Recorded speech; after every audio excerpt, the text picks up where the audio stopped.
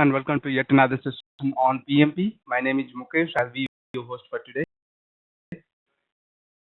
Please respond just in the chat video.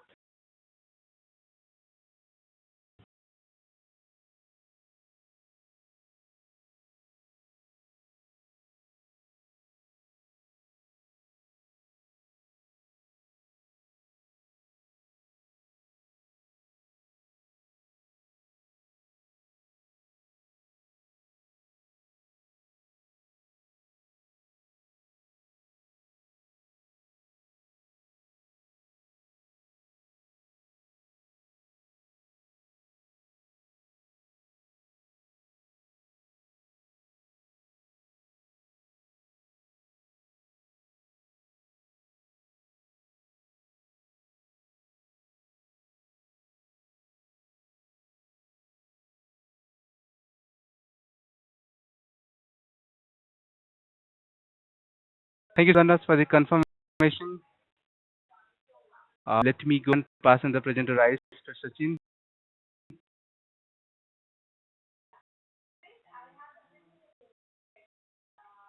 Good morning. Hey, morning.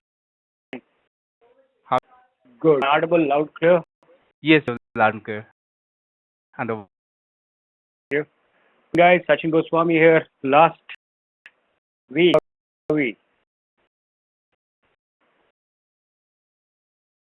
Okay. Hi.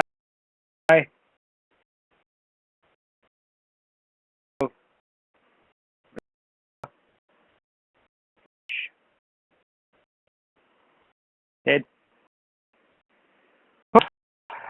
Anand, thank you. That should do. Yep. So that's last week that we have, and have in fact 3 of those classes, and we utilize them to understand 6 different chapters. So that's the strategy and complete our quality management. I believe we were about to start the quality, is it? Last week?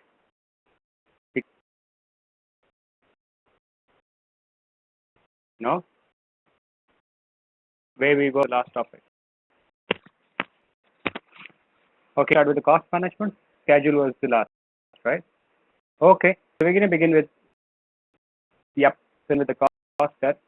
Okay, so we will, so in that case, we are actually running behind by a module here. Okay, but yeah, a lot of discussion, so, that's okay. So we're going to now, we'll do, the target is to complete the cost and the quality, start the management, right? Let's see. So we're going to do it today, and then again, communication, so risk, procurement, stakeholders. So these are the 4 that we are left with. So we'll probably do the rest of the 3 tomorrow. And the risk management for the 9th class, as we generally do. So, so because in box 6, the content is much, requires actually a couple of hours of extra time, right? But I believe we should be able to do that. Okay, so begin with the cost management, because that is where we need to start off with. But before that, we do a quick review of what we did the last week. I believe it was the schedule management all through that we did. Let's begin with this. How many processes do we have in schedule management? Total number of processes. Yeah, 6. And how many of them we have in planning? We have 5. We have 3 in planning, Dinesh?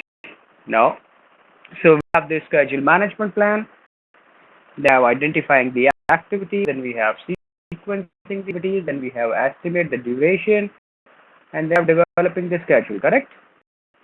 So the 5 processes that you have and then we have controlling the schedule, in which we did the critical path analysis last time. So that is in the controlling the schedule, right? So what it is. So about the management plan, we all know that that's again a guidance document which guides you in identifying that how schedule will be developed, how it will be controlled, monitored, right? So all areas goes into that guidance document, right? So we have the project management plan, the project charter, OA and EF going in as the input, and we have all three, things, group decision making, and the analytical techniques as the tools and techniques, and we have discussion plan as the output, right? So that's the work process. After which we have identified the activities, I guess. So if we have rolling wave plan, you remember rolling wave plan, the lab example? So we plan and we identify those activities. So as an output, we have list of the activities, activity attributes, so list, right? And we move ahead, and do sequencing. In the sequencing, we have all those four relationships, right? Finish to start, finish, finish to finish, and start, and a concept of leads and lags. Analysis, of course. So you know those, yeah. Sequencing, we network schedule, diagrams as a result of that. Right? We go and estimate the duration, right? So estimation is again analysis, parametric and PERT analysis. That's the estimate part. And if I develop the schedule, you have the schedule baseline as the output. So these are the processes, right? And go into the controlling schedule in which we use farming, crashing, resource optimization. We use the critical path method. So these are the tools and techniques that we use for that. And we know critical path, right? Forward pass and the backward pass. Start early, finish late, start late, finish. Then we float, and zero and negative float gives you the. You remember that exercise that we did? And I hope did a few of those exercises week as well. Right? That's important. So what we did in the week class, right? Now we begin with the cost management today, but before that, if there is a doubt, query, or question that you wish to ask before we move any further, this is to speak. If you don't, I would consider that as a no, and we can move on with the cost.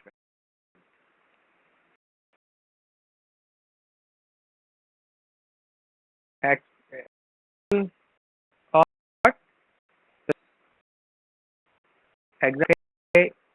Float is the amount of time that an activity can delay with delaying the immediate activity. So, let's say suppose plaster and paint, right? So that's the relationship type. The flow on, no. So the is when amount of time that you can delay this activity, delaying the entire project. Or just hang on for a second here. Okay, correct. So free float is the amount of time that I can delay the activity without delaying the immediate activity, and then have the total float or the independent float, which is the amount of time that delay the activity without delaying the project. These are basically.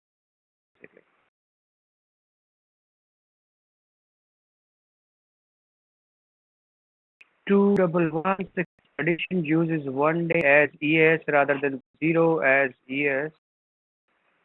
Just miss a question and ask what's the ES of activity F. Okay, so yes, so that's correct. So there are basically two different ways to do that, right? If you take the first activity as the first day, then for the EF you need to minus 1. You know that rule, right? So you see basically there are two different ways to do that.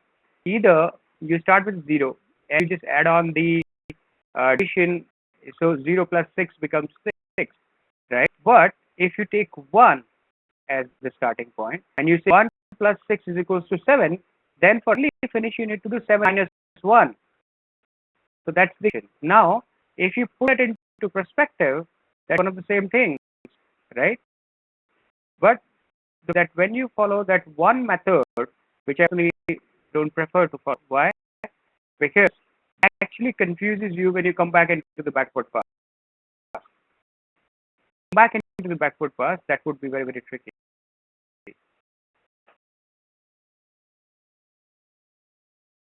Difference or time allocated by resource also vary. The path difference varies, yes. Mr. Goel.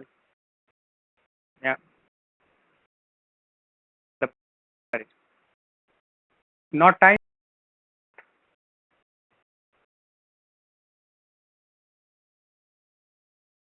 The numbers that are resource invest in the project against the number he invests into the functional work. Is it what you're talking about? Yeah, that would also vary. Yes. So if there's a strong matrix organization, resources may need to work more number of hours into the project, less number of hours into the functional areas. But thank you. So, okay. In the example on the simply learned document number 24, can you explain? So, what is that document number 24? I need to go back and check. So,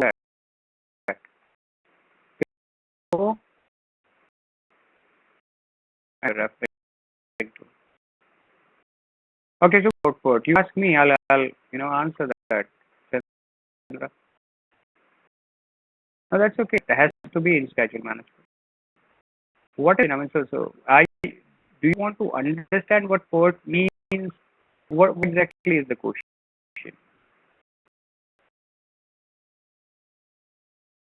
My screen so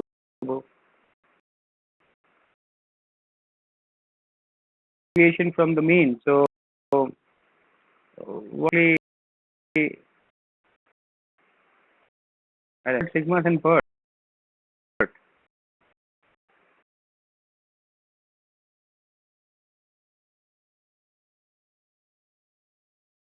Okay.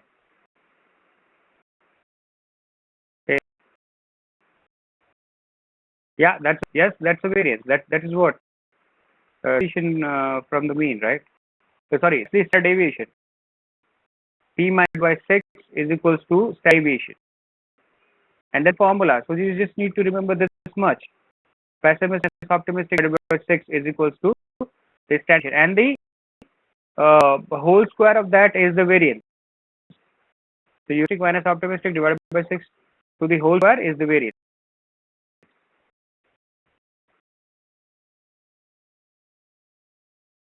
Okay, so Chandra, I'll probably in the break time I'll probably refer back to what that you are talking about 24, right? Page number 24.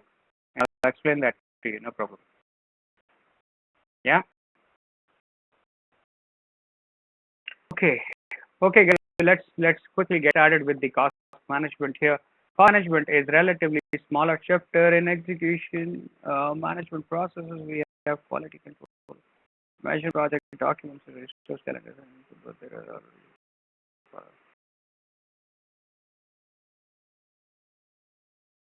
in execution management processes, we have quality control measurement. Which execution process, Mr. Gore?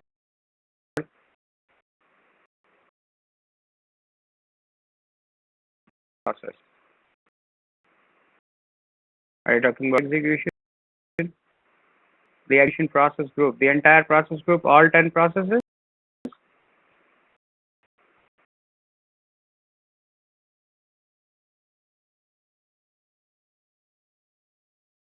Yes. For every single process, we have specific documents, right?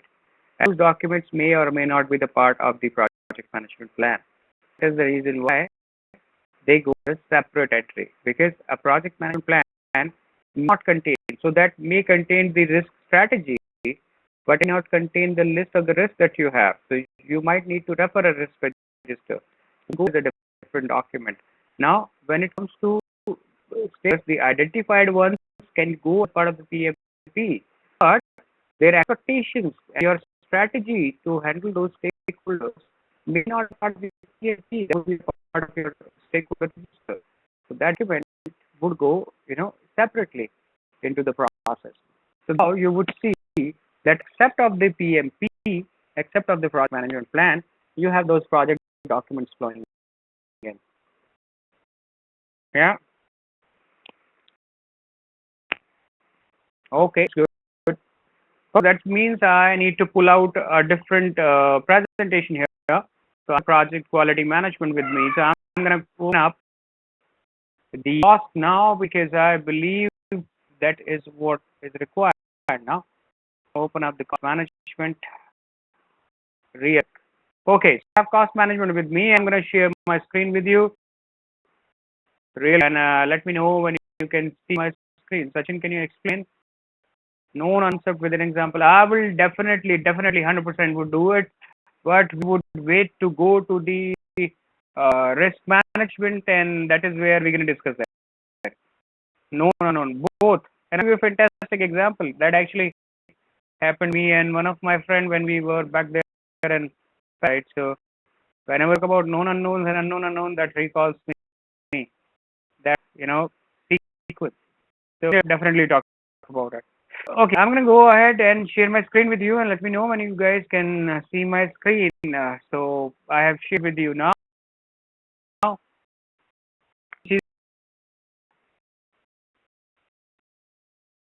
So we are at certification training lesson number 8, project cost management. Very small chapter, only 3 processes, but a very interesting concept of the value, giving you between 7 to 8 marks in the examination. So, focus. So let's start the objectives here. Objectives. Define cost management. So we will define, what exactly is project cost management. Difference between the cost estimate and the cost budgeting. The difference right now. So between the cost estimate and cost budgeting is reserve. So the moment the contingency reserve, it becomes the budget. So contingency reserve is a part of the budget. Management reserve is not the part of the budget. We'll come and talk about these two factors later. Control accounts. Everybody remember HAMOG activities? Did you last time? Right? The earned values on this, that becomes control accounts. We'll talk more about control accounts later.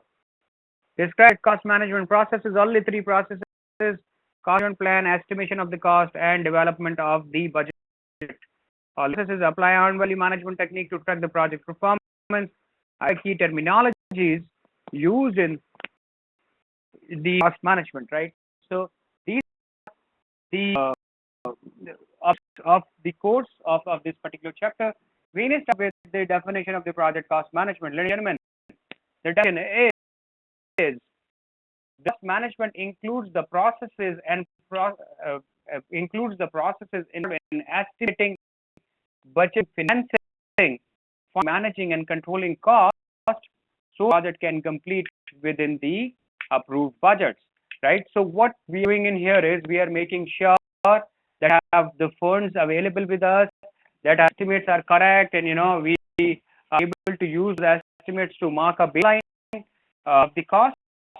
And so we need to have those budgetary things in place so that cash flow is proper, and you have those funds when you need them as a project manager, right? So this is what we're going to do here in the project cost management. So if you about the processes, that's as I said, relatively smaller chapter, only 3 processes in here.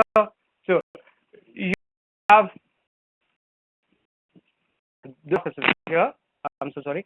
You have the plan cost management, estimate cost, and determining the budget. These are that you have in planning, and then controlling the cost, which is in the training control. So these are the processes that we have in the cost management, right?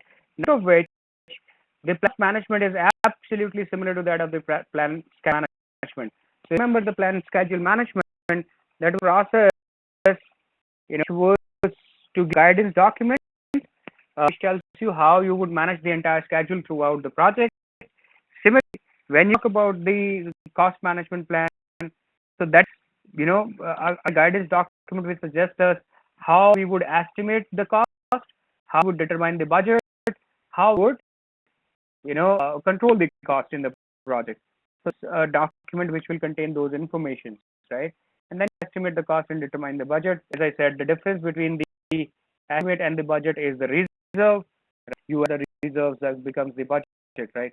And controlling the cost, in which we will talk about that earned value concept. So let's quickly start off with the cost management, a very similar process. So in fact, if you go back and see our resource management plan, you will see absolutely same inputs, absolutely same tools and techniques. and absolutely same output. The only difference is there it says schedule plan, here it says the cost management plan. If you compare them with each other, these are absolutely similar to each other, right? So the plan cost management is the process of defining how the project cost will be estimated, budgeted, managed, monitored, and controlled. Bingo. So you remember just a while back when we talk about plan cost management, I said absolutely same thing. So I said it will be a guidance document which tell us that how the estimation would be done, how budgeting would be done, how we're going to manage it, how we're going to control it, right?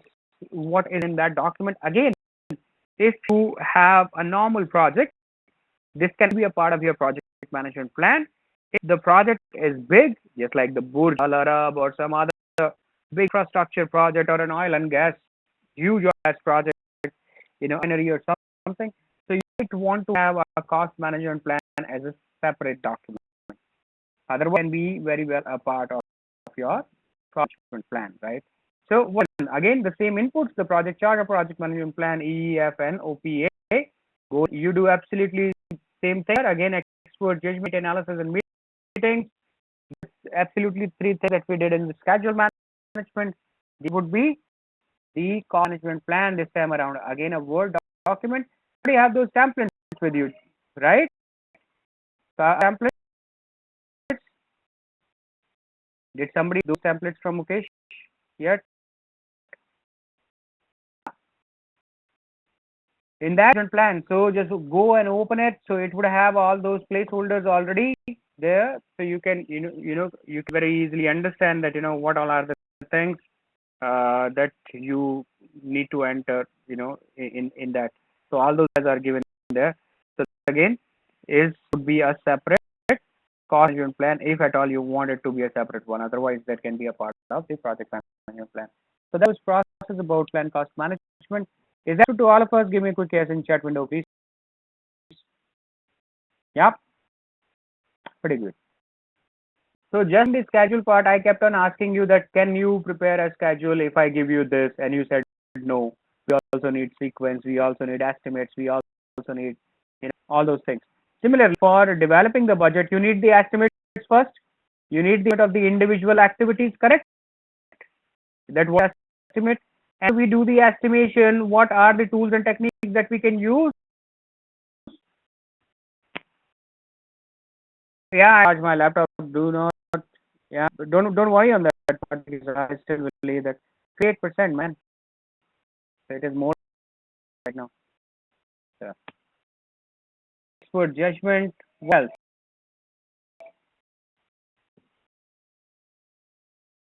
for analogous, parametric, PERT analysis, what are these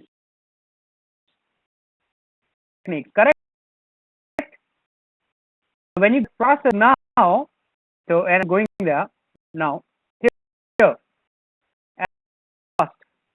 Now the tools and techniques, ladies and gentlemen, 3-point analogous, bond decision making. Do it to you. With in which process?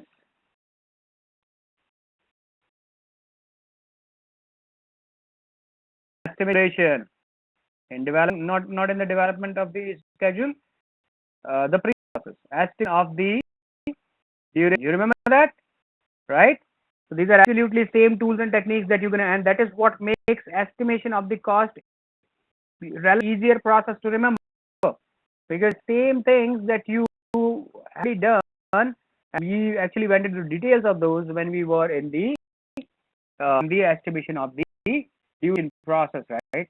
So estimation of the cost is the process of developing an approximation of the cost of resources need to complete the project work. So essentially, for the project documents here, the resource estimate, activity resource estimates, these go in as a very crucial input, because after the resources only you will be able to estimate the cost, right? Cost you would do a reserve analysis, which is a part of your data analysis here. So when you do the reserve analysis, you would add the reserve, knowing that all risks can be there, and that means what?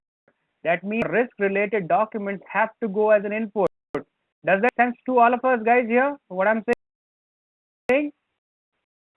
Resources, without resources will not be able to do the estimation. And the thing is that the resource plus the a bit of reserve analysis can be done here, right?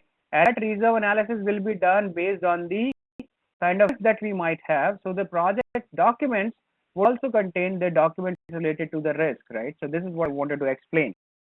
So what we take the project management plan, the project documents. I just told you about the project documents, environmental factors, anything which can impact my estimation comes and as environmental factors, and the OPA, the organizational process assets, help us in what was the process that we took when we did the similar process last project, right? What expert judgment you take and help from an SME, right? Parametric estimate, right? So mathematical calculation, 3 points, estimate. Project management and information system, Microsoft Project, Primavera. You use these tools, and to use these tools can know that these tools can actually help you in estimating the cost. Somebody using those project management tools before? And is an input here. That's a part of project document. Yeah, input here. But I those inputs without which this process cannot work, right? Related inputs. So when you say project documents contains anything and everything that you have in your position right now. But specifically what documents you need, that is where my focus always is. So I keep on telling you, what exactly are those documents that you would need here and need them so that you can have a chronological order, right? Then analysis, again, reserve analysis. You can alternative generation can also be used as one of the data analysis techniques here to figure out the alternatives to see if we can save some cost if we do it by going into method B rather than following the method A, right? Then the bottom up estimating again. You remember up estimation? So that's the thing when we were doing at the duration part, right? So start with the work package level in the WBS. We estimate of that, then we go one level up, do the estimation, club them up, go up, do the estimation, club up, go up, right? So the end of that, you would have the estimates for the entire project, right? And then you're making, so in which you have group decision making and group creativity techniques.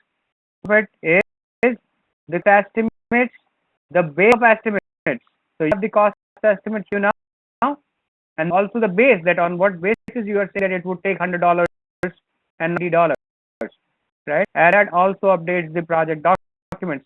So that essentially updates your estimate quotient of your project management plan. Yeah, and also update a few things into your cost management plan itself. That are your stakeholder registers, your risk-related documents as well. So these are the project documents updates that happen out of estimation of the cost. So that process of estimation of the cost, ladies and gentlemen, is that give me yes in chat window, please. In instead of estimation, I need to read this, guys. Give me a second. In estimation, estimating the cost directly, estimate R is estimating the cost. If not, how should we estimate the R? Yes. So it is now. So that wonderful question actually. So you how all of that is. You see, for anything, let's do this schedule. For telling us that okay, so this activity would take 10 hours or 12 hours or 15 hours, and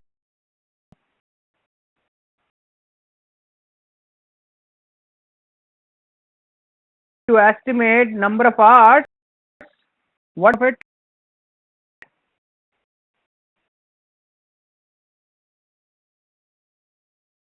No, the base estimation.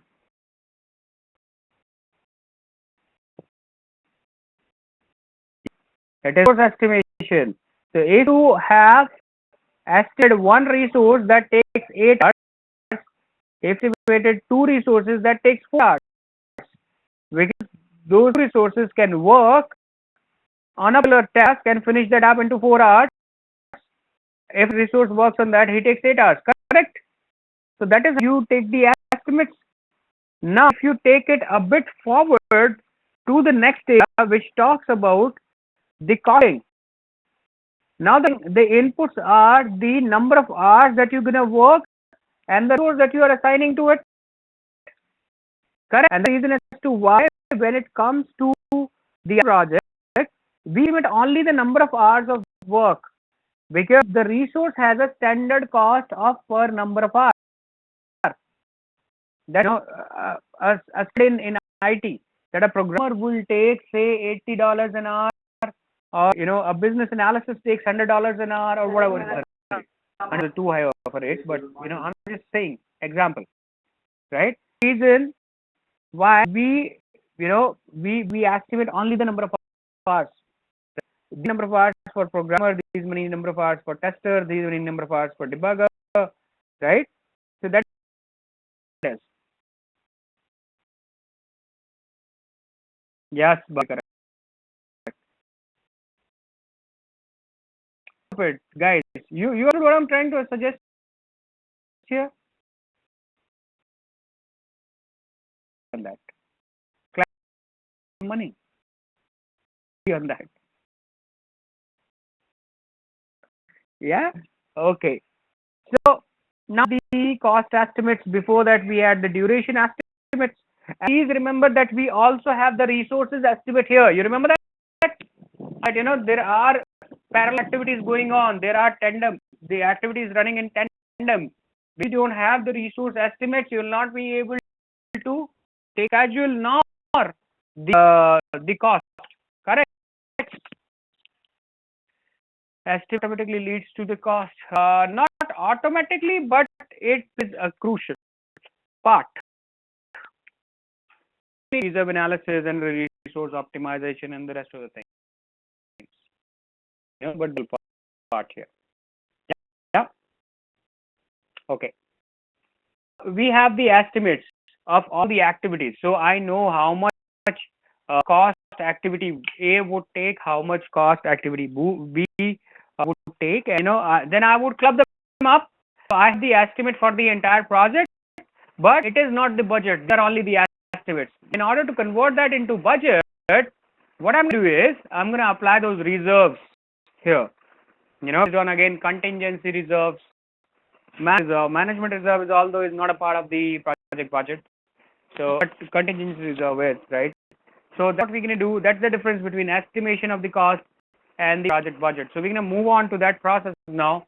Determine the process. Now, determining the budget is the process of aggregating the estimated cost of individual activities or the work packages to establish and authorize a cost baseline. This is a part of the planning process group. The cost baseline includes all authorized budget but exclude management reserve. You see that? So that specifically tells you here that if you the cost, and if you determine the budget would include everything. The cost baseline would include everything, the estimates plus reserve, right? But not the management reserve. So there are different things, guys. One is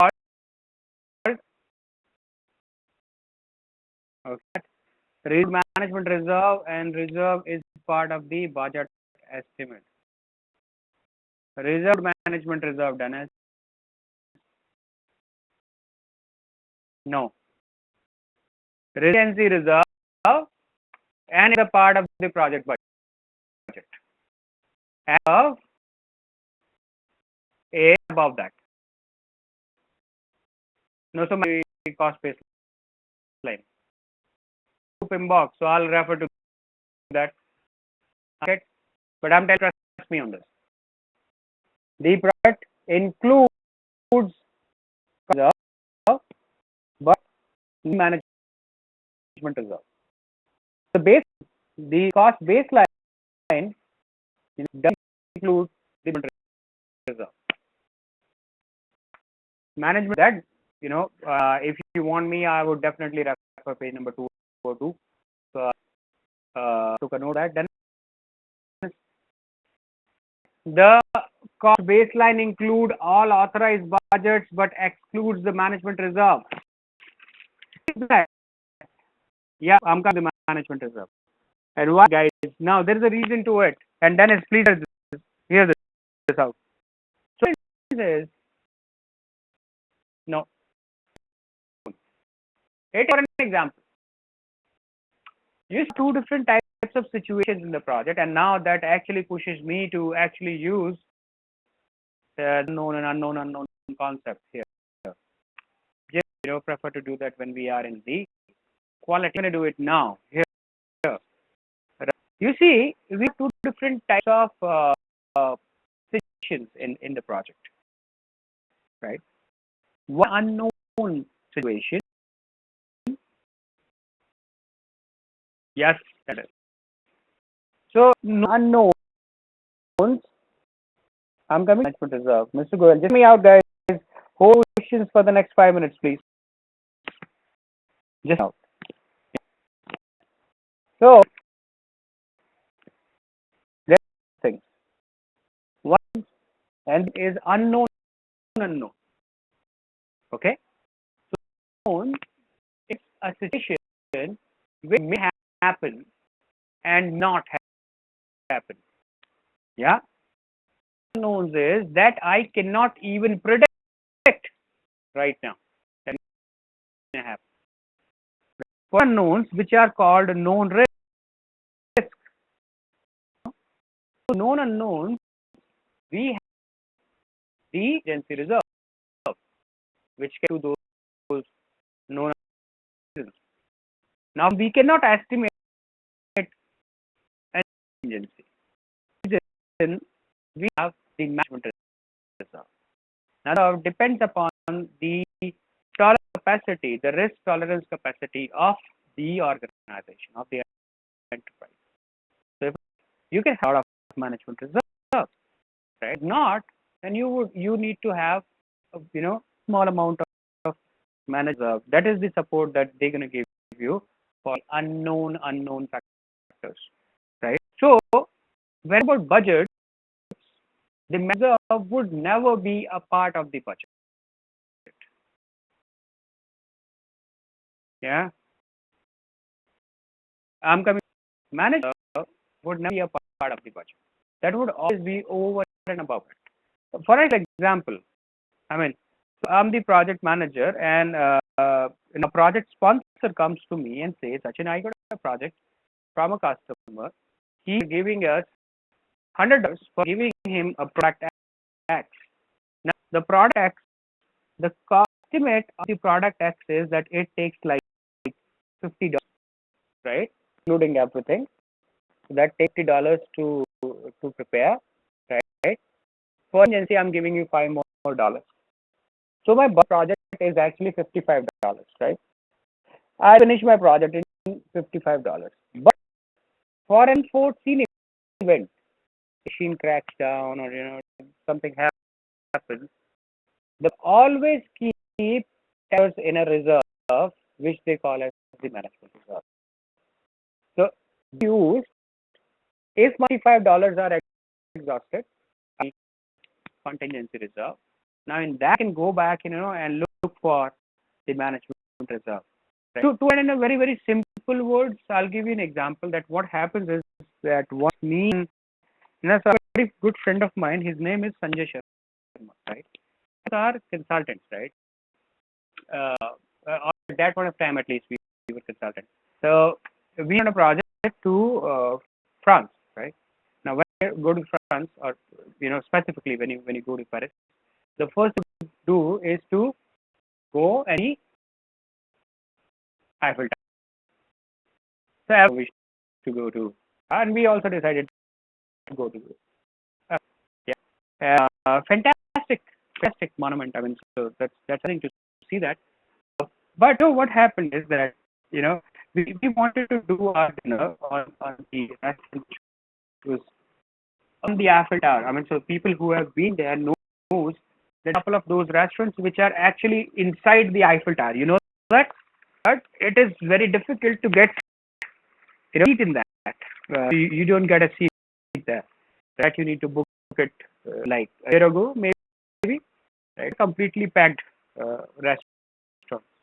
So what it is, and nearby to Eiffel Tower, there are small bars, all those snacks areas, right?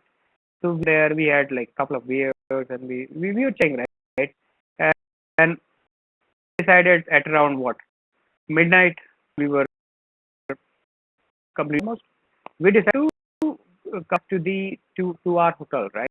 A couple of options. Either we walk down those small alleys that we have in Paris. So have you been to Paris here? Any? Uh, yeah. So have you seen those very small alleys which are all surrounding the Eiffel Tower? So when you leave Eiffel Tower, you come back, right? So you have those small alleys, right? The holes and the water in that, garbage pots there. That's not very pleasant sight. So yeah, so you have those areas there, right? Nobody believes that Paris can actually have those. But we have them, right? What it is. Now, so to take a taxi, but taxis are too costly in Europe. Right? And so Sanjay suggested us that why don't we cross those couple of alleys and then land in front of our hotel, right? And so we can do that, but would that be safe? I mean, so it is like 12:30 night, and we are couple guys in our mid and rob us pretty easily. Do you believe it's a good option? And he said, okay, I believe because we are together, we can do that. And we were walking now. We are walking inside that dark alley now. Just visualize that, right? And so I asked Saya a question. You see, there is a which at the corner of this alley. And he might still be there, right? Just if that dog attacks us, what you gonna do? Now that's a known unknown factor, right? Focus here, and these are two drunk chaps talking to each other. By the way, he said that's a known unknown factor. Known unknown. He might attack us. He might not attack us. Right? The known unknown. Known we known. Right? So dog is sitting at the corner of the alley, and he might attack us. I said, so what is the? I said because this is a known unknown factor, we need to plan a contingency reserve for that. And what's the contingency? He said the bottle in my hand is the contingency. So he at all attacks us, so I'm going to throw that bottle at him and he'll run away. It should be a good contingency plan. Okay. Then came my second question because I'm a project manager, right? So I can't ask one question. I would always ask two, right? So I asked to him and I said, okay, Sanjay, now let's see. Now, if this chap is not sitting there at all, I see him, right? And when we are passing, he comes from the back and say hello, surprise, and I see you from the back. Then what are you going to do? It's an unknown situation, Sachin. That is called unknown devil. So I know from where it's going to come. I anticipate that, right? I said, okay, so what is we going to do at that point of time? He said, we have the management reserve, buddy. And I said, what is the management reserve? He said, the management reserve is that you're going to walk 10 feet ahead of me and 10 feet behind you, right? If you dog the corner sitting there, and if he attacks you, you have a contingency. You have that beer bottle in your hand and you can, throw it and he would run away. If he's sitting there going and he comes from the back and attacks you, I'm coming from the behind. That I'm going to throw my bottle to him and he'll run away. How you going to cater for an unknown situation? And this, trust you me, we crossed both of those alleys. I was walking 10 feet ahead of him. He was walking 10 feet behind me. We both have the plan in our hand, the beer bottles, right? And cross that. Now, if you look at this example and hear the conversation of those drunk people, then that these are actually talking project management. These are known unknown factors and the unknown factors. Does it, guys?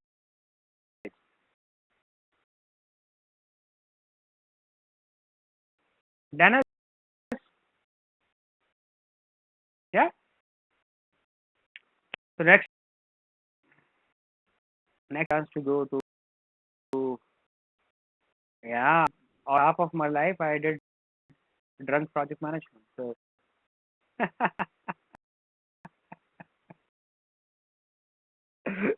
okay, jokes apart. But baseline is different from the project budget. No, no, no, no. Project budget is nothing but baseline, right?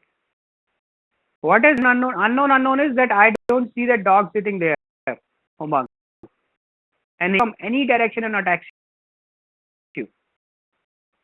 Unknown stuff.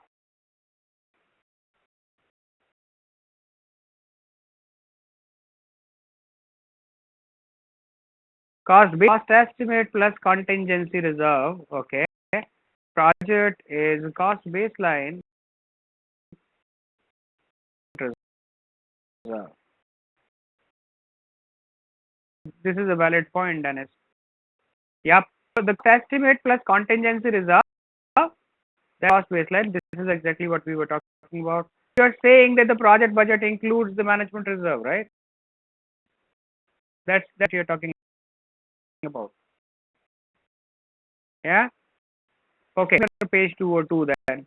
I would still not prefer to answer that here, Dennis. But I have a doubt if it was a part of the project budget. So you owe me some time, right? So it is true. Then I come back to you tomorrow and say it is true. But to my knowledge, it was not a part of it. And that line also says this, right? The cost baseline includes the authorized budget, but excludes the managed reserve. So there is a if there is a confusion at all, we can always talk about it. So that forum, right? So that's an open forum as we talk. Okay, now we have what? You have cost baseline, right? Important tools and techniques that we need for determining the budget here are, so you do the cost aggregation. Of course, you do the aggregation. You know. Yeah.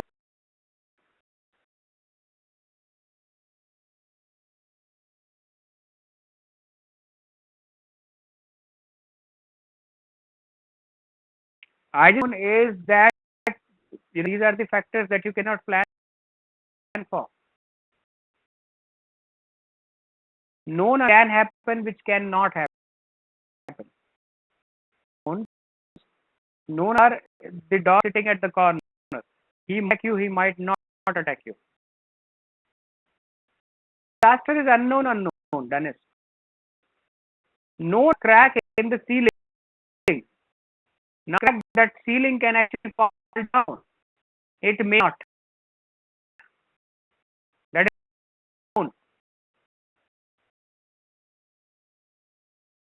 Known is the disaster that you talked about. So you are working on a God bless. Say working on the rig and all rig, and all of a sudden a storm comes and it destroys the entire rig. Everybody, that's an unknown factor.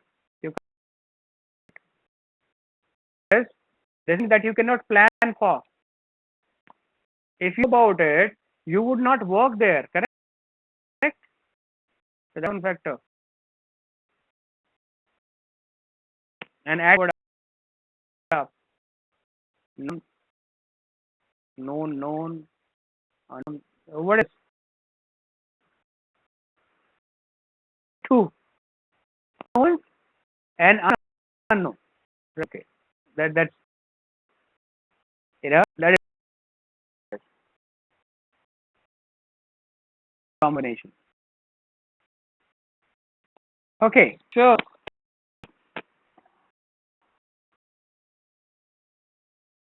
what your project is, yes, correct. Talk about management reserve and the contingency. That is only between known unknowns and unknown, right? Okay, so determine your budget. Guys, please read that.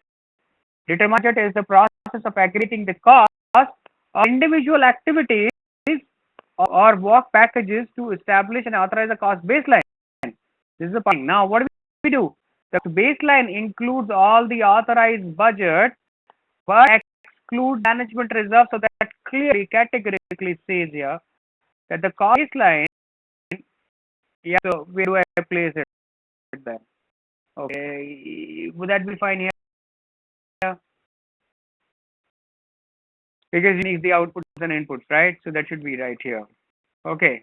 Now, categorically says here that the cost baseline will include the authorized budget, but not include the management reserve. Now, that where the confusion is, because then it said that difference between the cost baseline and the project budget as well. So that I need to see at page 202. If it's true, I'll come back to you on this. But for now, it cost baseline does not include the management reserve. Can we remember this bit? Give me a yes. Does not have the management reserve. Can we? Yes. Thank you. Goes in, ladies and gentlemen, the project management plan, the project documents, project documents, of course, risk related documents, expectation related documents, all these would go in the estimation of the resources in document.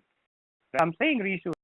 I don't so go in 100%, right? The estimation of the duration would also go in, right? A few references from the schedule baseline would also go in. Right? These things would go in. You have the business documents and the agreements. Why do we need the business documents and agreements? Because these are the points from where the cost will actually come up. The come from those, right? Then enterprise environmental factors in the OPA going in. What do you do, guys? Focus here. So you put judgment in the cost aggregation. Cost aggregation is what? Aggregating the cost of individual activities and make it the cost for the entire project. So here was just planning about cost we need for project. Why have a separate process for approval? But you were at the planning, you were at the estimation of the cost. Then that was the next part. Now go determining the budget, and when you have that cost baseline with you, base itself means there's an approval, right? So we have the baseline.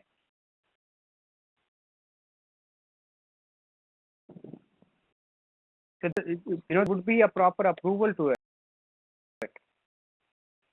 Hey guys, you my testing 2 3 yeah. Okay. Then aggregation, data analysis, of course, reserve analysis again. So you use data analysis as reserve analysis here. Then your historical information review. Now, what do we mean by historical information review? Historical review means to go into the docs of your past projects and see what see of those bills that the vendor used to send you, how much time would he wait, when exactly he would require the money, right? And why we need that? We need that to make sure that we plan our finances accordingly. So if that my vendor waits for 90 days, then should be the output or estimation. How during estimation only we have the approval output as input. No. You don't get confused, Mr. Goel. You see, there are two different things. One is to do the estimation whether this, whether this activity would be $5 or $10 or $15, right? That estimation. I'm using the analogous and the parametric and the PERT analysis for that, right? So that is thing one. Number two is when we come down to the budget, the difference between the cost estimate and the cost budget, and that's a very common question which comes in the exam, right? That between the cost estimate and the cost budget is the reserve. So when you reserve, and on the next slide, I'm going to tell you at what all levels you can add those reserves into the project, right? You add those reserves into your project, it's due to complete budget of it. So that's the difference between the estimate and the budget. Now, once that is approved, without approval, it will not be marked as a cost baseline. Yeah, to the estimate slide. That's the estimation slide. Tell me.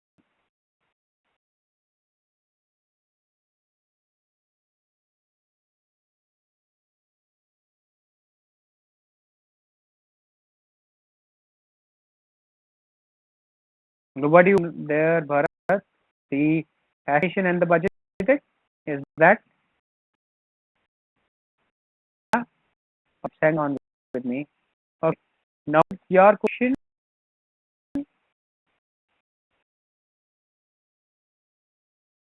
about what right? We have the estimate. Budget next process. That authorization would happen. After authorization only, I am trying to figure out where we have as output here means output. No, baseline is an output here in the next process. You see that? That's the and that's baseline. Mr. Goyal, this is not that difficult. What those estimates, you apply reserves, you go back to the management, you present those reserves, you present that data to them, they do it, it becomes the cost baseline.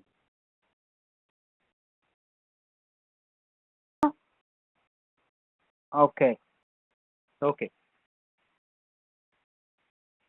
Authorized budget.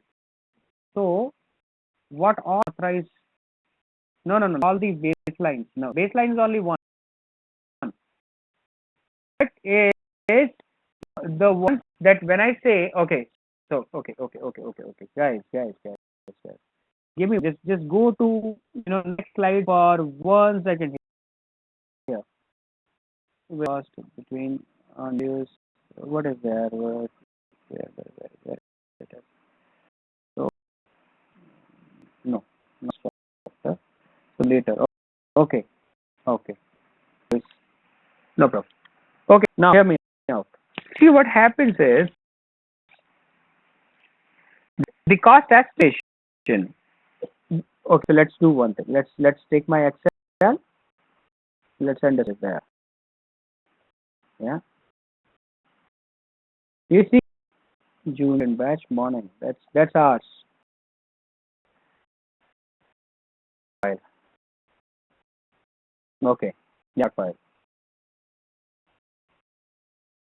Okay, let's end. So processes, right? Fine. All right, this.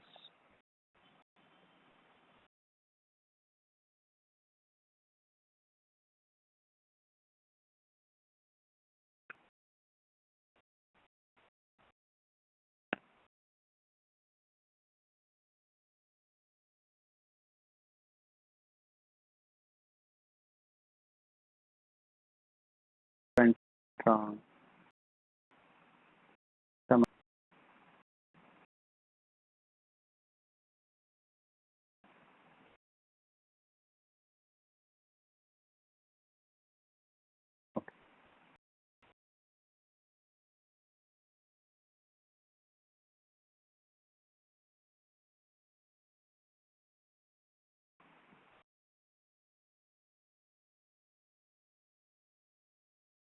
Okay.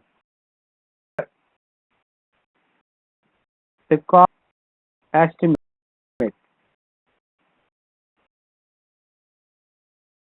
Then budget.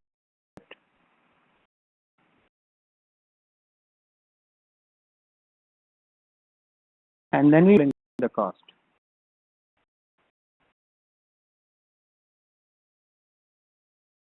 Okay. These three processes. Except the cost management plan, we all know about cost management plan. No estimation. I do the estimate. Use the PERT, analogous.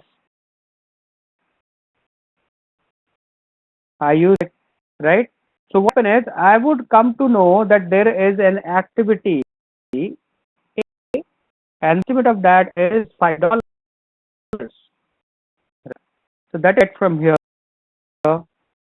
Now look into the dollars. Say that okay, so I have taken input as the risk register, and there was a risk, and to create a risk, I may require additional dollar here, right? So and I'm going here, right here, plus contingency. That's what I do, right? It's 6. Now that 6 is the authorized budget of particular activity. For A, this is authorized. In project, combine all of these activities. Aggregate all of those, and also apply the reserve on the control accounts level. So right now it is on the activity level. The reserve at the summary level. I also have the reserve at the account level. I also have the reserve at the WPS level. Right? Yeah. So I suggest that to the management, and management will authorize it, and it authorized budget for that particular activity. And all of those here, see that from where I'm going to do the finances for that, from where I'm going to arrange those finances, right? And then it gives me the cost baseline here. So it gives me the cost line. It does manage reserve.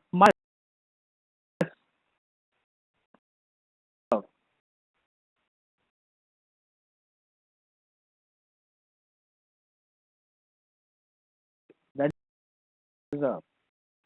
Yeah, and it is same because that I actually started off with a minus. So you understand, it assumes that it is a formula or a function, right? So, but it's a management reserve. So here's how it works. That, and when you come to the controlling the cost, you earn values. Earn value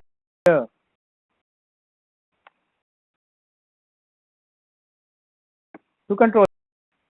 If you authorize, means it is approved, then it should put off cost. That's not the case. In picture, we no. It's not, yes. Okay, I understand what the problem is. You see, when these are estimates, these are still the estimates only. So see there, Mr. Well, you see that the activity cost estimate. Do you see that as an output? Estimate as of the estimate. Right? Now these are the two outputs that you get, because now these are only the estimations. Now this okay, so manager can say, my sponsor can say, okay Sachin, $5 seems right to me, right? So that is authorized cost but not officially approved. Now approval happens when I present that as an official document in defining the budget part, accumulate, because this is for the individual activities right now. Yeah. So them up and add those remain contingencies into that, present that to the management, and when they approve it, it becomes the cost baseline, right? That is a time when it actually gets our on paper approval, right? It is authorized. So the sponsor is authorized, just like this authorized me as a project manager. He authorized, okay, so $5 seems good for this activity, but this is on the activities level right now. You are not aggregating them. You are aggregating them when you come down to the budget part, and when the budget part, that is where the actual approval comes and it becomes the line. This moves.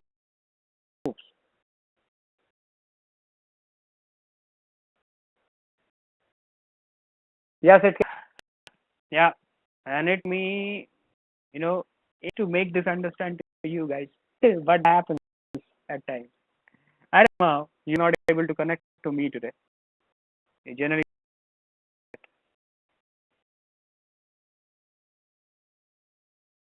what PMP in the fixed cost and time and material, both of them are the type of cost. So when we'll go into procurement, we're going to talk about that. Yeah, stay with me.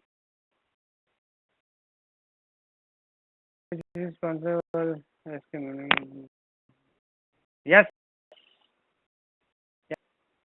Okay, the budget, guys. So what we were doing, we were taking the project management plan, project documents, business and agreements, enterprise environmental factors, and OPA. As I said, you're going to take this. Now you see the second tool and technique. Bingo. So that gives you some idea. Cost aggregation. Now you see that. So right is the previous process that was on the individual activity level, right? Right. So now you get them, right? Cost aggregation. Again, you do the data analysis in which you would reserve estimate and the reserve analysis as the data analysis part here. It's information review to see that how the vendor is working with you in the last project. At what intervals he raises the bill. At what interval you need to pay those. Right. Then you funding limit reconciliation. So you okay. So we'll just come back to funding limit reconciliation in just a bit, and then financing. Right. Financing is arranging for the finances for your project. So you as a project manager needs to make sure that you know from where these finances will come, right? So you need to have all those checks, approvals in place already. So whenever you require those funds, it should come smoothly. So you need to have the means of financing with you. All the available options from where you're going to get that money for project. Right? You can simply have an approval from your sponsor in turn with the vision that whenever I need installation. Just give me a second. That is what it. I'm going to come back to it. So financing. Now, except of the funding limit reconciliation, we understand all the tools and techniques, right? No responsibility of the project manager to make sure that the finances are available for the project. So, sponsor would give you those finances, would arrange those finances for you. It is your responsibility. It is not the project sponsor's responsibility to plan for it. It is your responsibility to plan for it. Anderson?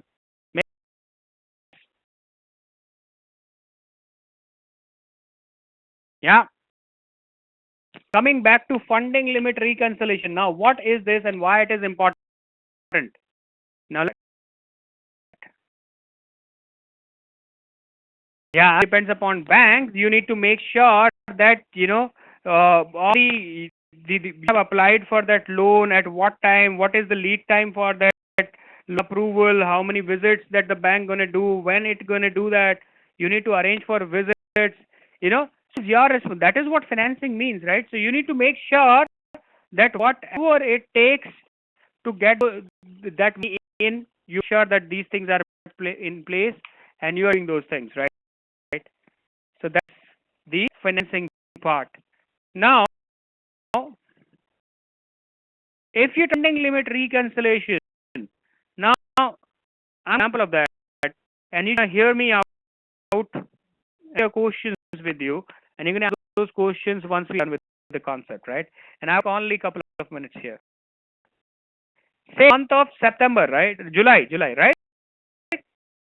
So I'm starting a project in the month of October.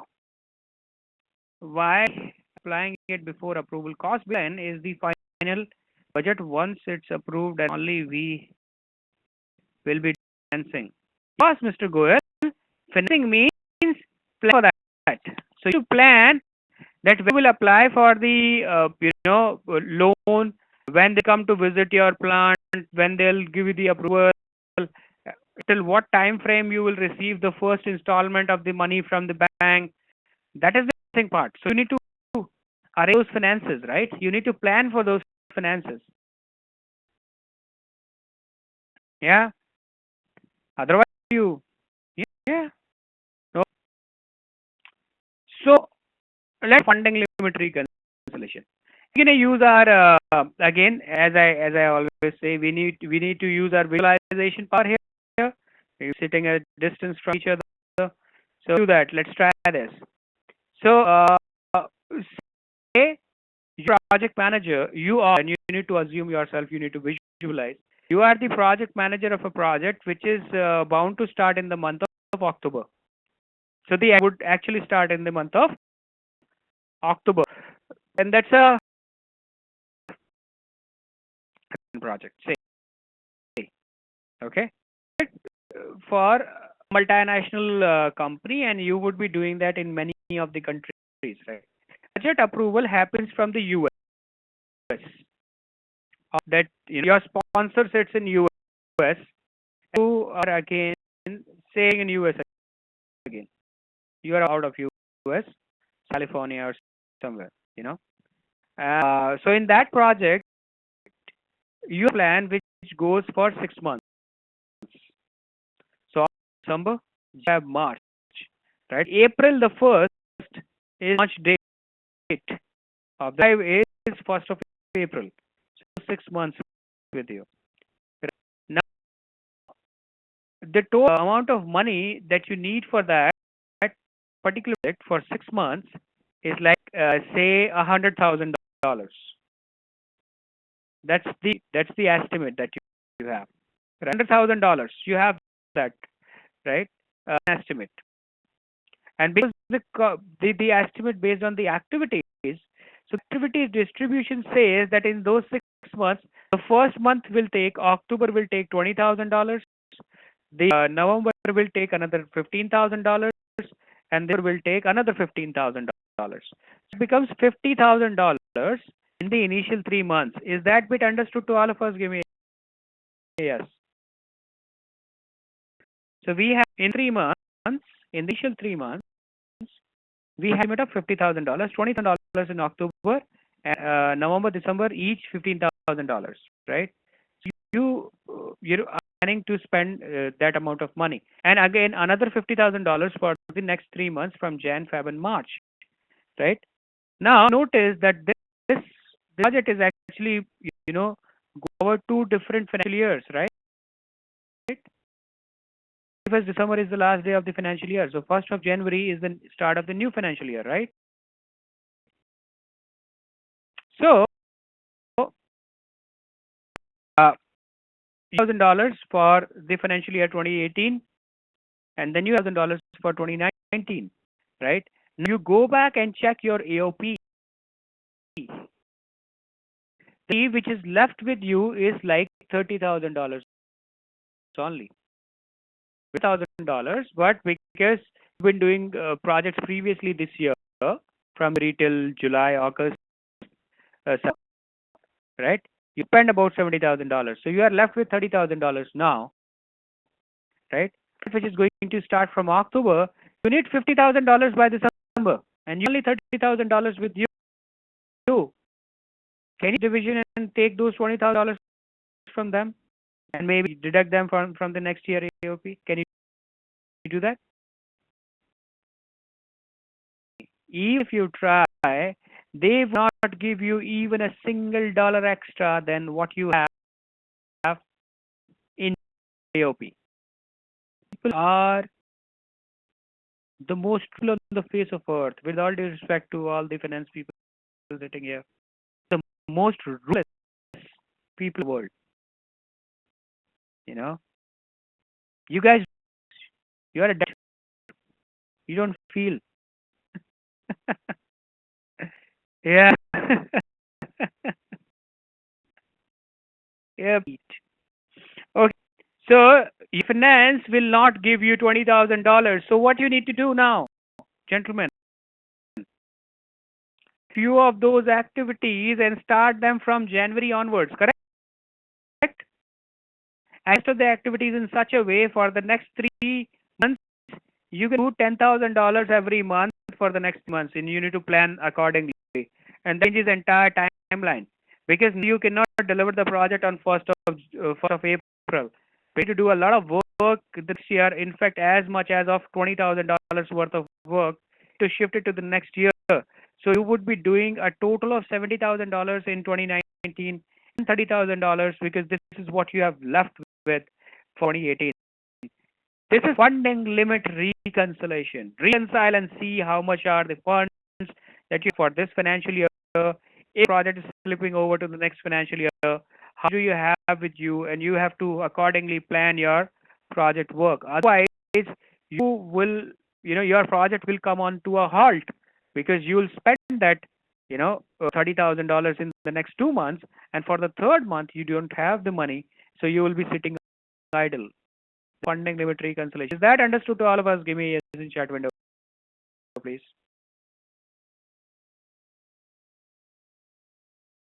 Yeah. And I take that for the finance people. I love you guys. So I was just joking. Okay. Stop this. You have the cost baseline, your project requirement. So you know that your funding requirement for this project in the coming, we call it the look ahead plan. So how much is the fund that I need in the next 15 days? How much is the fund I need in the next 1 month, 2 months? So, that is all comes under the funding limit, funding requirement project documents update. So it goes back and updates your project documents, which includes all cost management plan. So that was the budget. Is that understood to all of us? Give me a yes in chat window, please. Yeah. Okay. Now after determination of the budget, we move on to controlling the budget. Now controlling the budget, what that means? Control the budget is that you cannot execute the budget, right? So you cannot execute the cost when you are in execution. So what you do is you can control the cost. So you see that there is a deviation of cost from the cost baseline. So if the more cost involved than whatever was planned, and you are not able to arrange for that, if there are a few things that you need to change into your baseline of the cost, so that you move into controlling the cost process.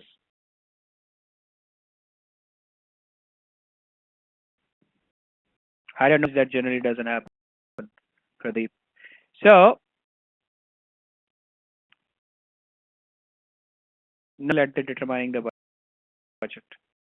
So controlling the cost was control cost is the process of monitoring the status of the and to update the cost and manage the changes to the cost baseline. So this is what I was saying, that if you are managing a project and if you see that the cost is beyond what was planned, so you change a few things into your baseline.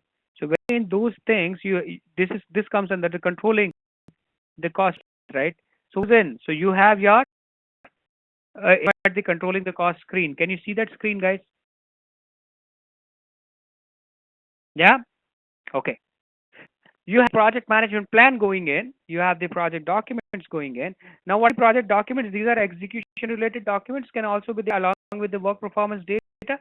So the performance data, as you can see, is going there, right?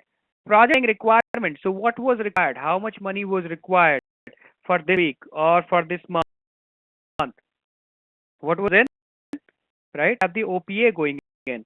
Now, what in here? You use expert judgment to control the cost. You use the help of the SME, right? You data analysis. Now, what is the data analysis here that we do? We call it the earned value analysis. Earned analysis. No, that so you have those project documents going in and your project management plan. So you see, Anderson, all your baselines are a part of your project management plan. So the schedule baseline, the cost baseline, or the yeah, okay. So when you go, what you do, expert judgment data analysis. Now, what is data analysis here? Earned value analysis, as I said. Earned value analysis is a tool which helps us in identifying that where and in our today, right? What is the schedule variance? How much is the cost variance in the project? You indicators are looking. My cost performance indicator is looking. My schedule performance indicator is looking, right? So what are those indicators says? What are those indexes says, right? So all that is done by using the value management system. Now, a person who doesn't know earned values is not a project manager. Plain simple as that, right? If you are a project manager, you should know how to calculate earned values, right? And this is what I'm gonna discuss now. Now, TCPI, two complete performance index, is again a part of earned value management system only. So we're going to talk about both of these, the earned value management and the TCPI, all in the single as a single topic. and then use PMIS, your project management information system, your Microsoft project actually help you in controlling your cost and controlling your schedule, right? Because it already has inbuilt variance analysis feature, so that can analyze those variances and can help you in developing the catch-up plans, right? Here's the output that you have. Of course, you would have the work performance information. So the data is in, the information is coming out, right? So E part here, can you explain why? You answer me why, Pradeep is not a part, and that's a very very good question. But I ask you to answer that because I want you to think that wife is not here.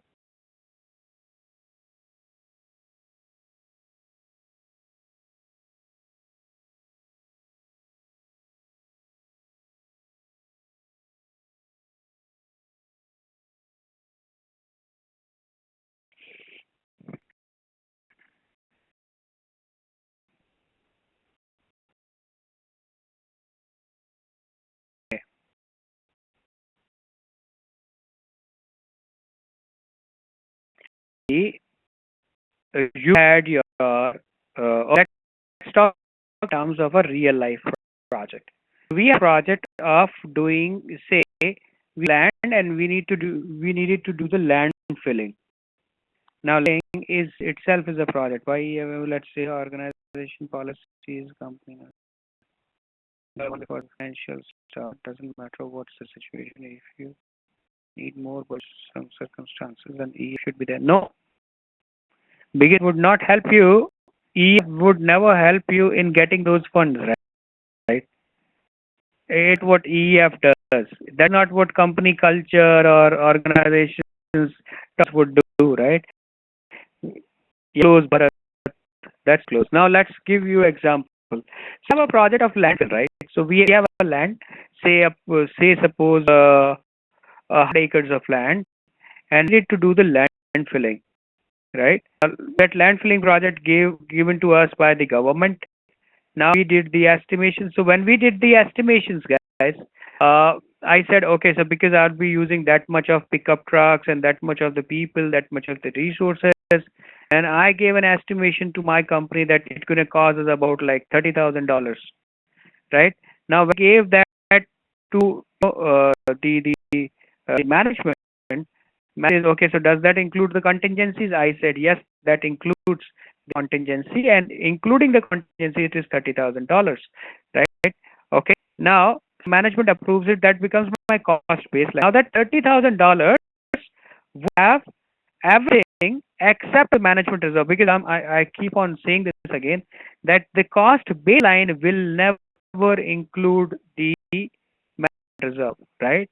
So management reserve would be additional to that, right? Moving back to the example now, so management says, okay, so we keep a provision of $5,000 with us if anything unforeseen goes on. Then we plan for the budget. You see, we were considering the enterprise environmental factors because just in case something happens, we have $5,000 for you, right? That is what an environmental factor. Because of any of the enterprise environmental factors, I need to use that cost, which is if you these factors, the control, the total budget of the project, you know, so cost baseline, which is there, plus the management reserve, which is there, all of that. Whenever we were planning for those things, we considered the enterprise environmental factors. Now let's come to the execution part. So now the execution is happening. My trucks are coming, they are filling land. Filling is happening there. Right? Now at that point of time, if I see that there is more cost involved, right? So I need to take some cost from the management reserve, right? So I actually will be doing it from the same what I have already planned. So when planning the management reserve and the contingencies and the project cost baseline, at that point of time, I already consider all the enterprise environmental factors. In the actual execution, when I say, okay, so I may need $1,000 more, am I get the $1,000 more from the enterprise environmental factors or from something which I already planned for? Of course, right?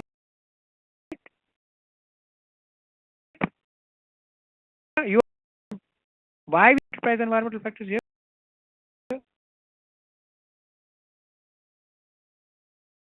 No, for any unseen unknown factor, I may go back to my management and ask for few things. Or I just gave you an example that I'm taking it from management reserve. I may not take it from the management reserve. I'll take it from my own contingency reserve. $3,000, $3,000 were a contingency, right? Here's my cost baseline, right? So dollars as contingency reserve, which was there in my cost baseline. I'm getting dollars from that. Yeah, that is contingency.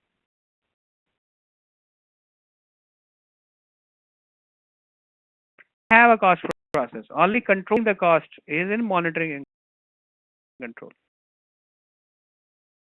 You cannot, can you? Yeah.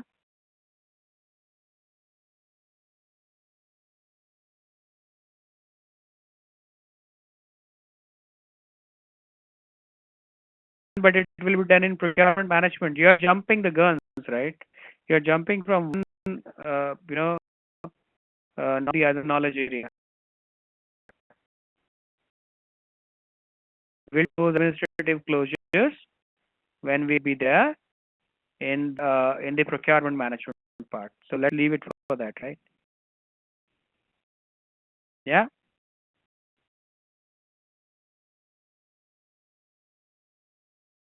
In execution process group, in this group, for us we don't have OPA. Is that what you're saying? Why we don't have that? So planning for your execution, you considered that how we did it the last time, right? Now, if you are going into the execution,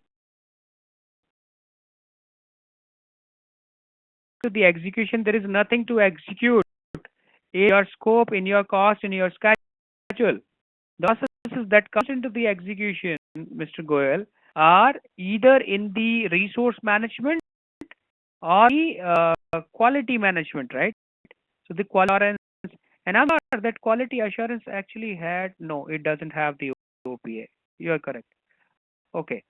So when you are doing the processes in execution, you are majorly doing those processes either in the resource management or quality management or communication and the stakeholder management, correct? Now, of these areas, when the planning was done, you already considered during the planning that what will be the the ideas that you wanted to take from the previous projects. To see, so what was the best way to plan for your resources? What was the best play? How exactly you did it in terms of communication? How exactly you did it in terms of the stakeholder analysis, right? Now, you have already taken those hints from there, and this is how you have planned. So, what you are doing right now is nothing new, right? You are simply implementing that you have planned. That you don't need an OPA there. But at the same time, when you go into the monitoring and control, now things can pretty much be different in monitoring and control part than last projects, right? That of what you have planned, right? So in that case, you might need those OPAs here to see that how exactly that was done when we were in the similar last project. How I managed this kind of situation. Yeah, that's what it is. Okay, so the cost, ladies and gentlemen. So you expert judgment data analysis to complete performance indexes PMS. What do you get? You get the cost forecast. Now, please remember that these are the changed forecast now. These ones, because you see project funding requirements will come in and the forecasts are going out. So the cost forecasts are what? They have to do it now. Is cost forecasting.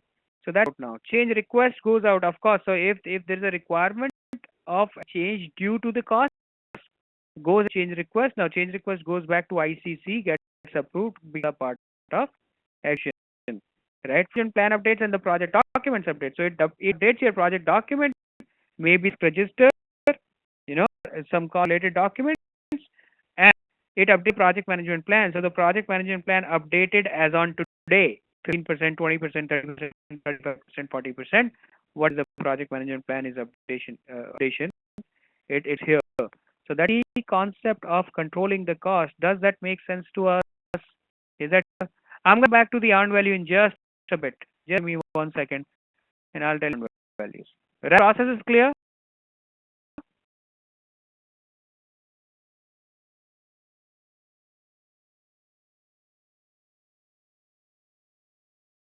And then close. So OK update is not exactly happening there only, happening in a lot of other places as well, and you will come to those places. Don't worry, those places. Yeah, the process, right, guys? Now discuss. I'm going to take you back quickly to the L to explain the earned value. Now, as be done is that I can actually discuss the earned values as it is written in the book, right? But not bring anything else but confusion to your lives. So I believe in training people in rocket science, as you understand that, right? What I'm doing is I'm gonna take a small example, and that example I'm gonna discuss what earned values are. Remember that 100 square yard plot that we had, area that we had, yeah? So we're gonna take example. What values are. Now is our plot area, and all four sides are almost equal. Okay. Now I got that, and that's where the story starts, right? And you need to remember the story. If you remember the story, you remember the concept. Simple as that. You see? Here, so I bought this piece of land about 5 years back, and at the project after year because I couldn't arrange for the funds. So a poor guy with very limited income, so I didn't have any to start it immediately. So I'll wait for another 2, 3 years, 4 years, accumulate some money to start working on that. But I cannot leave my land as it is for the next 4 years. How many of us are sitting from outside of the country, outside of India?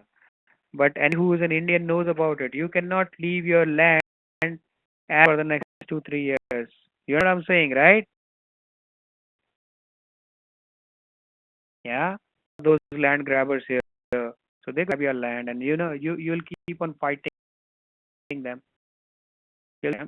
In court of law, and supports them rather than because they have legal documents, and they have in fact more legal documents than you. Yeah. So what I decided is that okay, so I'm not gonna start making a house immediately, but I would secure my land. For securing the land, what we generally do in India is we do the barricading. We make boundary walls and hang you know a board that property of Sachin Goswami transfers will be a court of law pretty soon, right? They would be subject to these hearings in the court of law, right?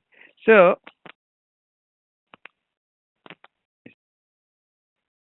okay, so in the world, right?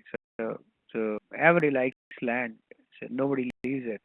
Okay, so what it is now I need somebody who could do that boundary wall for me. Who volunteer here? Boundary wall? Anyone? Who understands construction?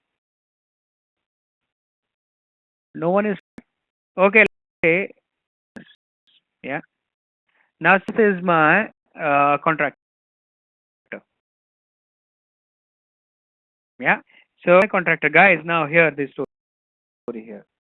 To Dennis, I said, Dennis, I want you, buddy, to do that boundary wall for me. Can you do that? He said, yes, I'll do that because this is what my company does. So that's our business, right?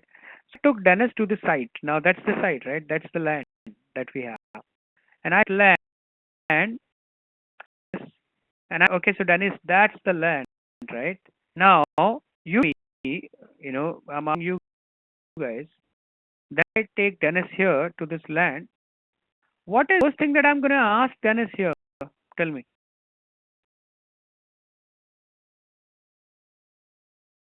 What is the ask him? I'm going to ask how much time would you take, right? How take to complete, right? So only ask for time. Okay, so Sachin, we're going to take about, let's say, 1 day per one wall. So much is the total duration that he said he's going to take? Single wall in 1 day. That would be like 4 days for all four walls, correct? So that is the planned duration.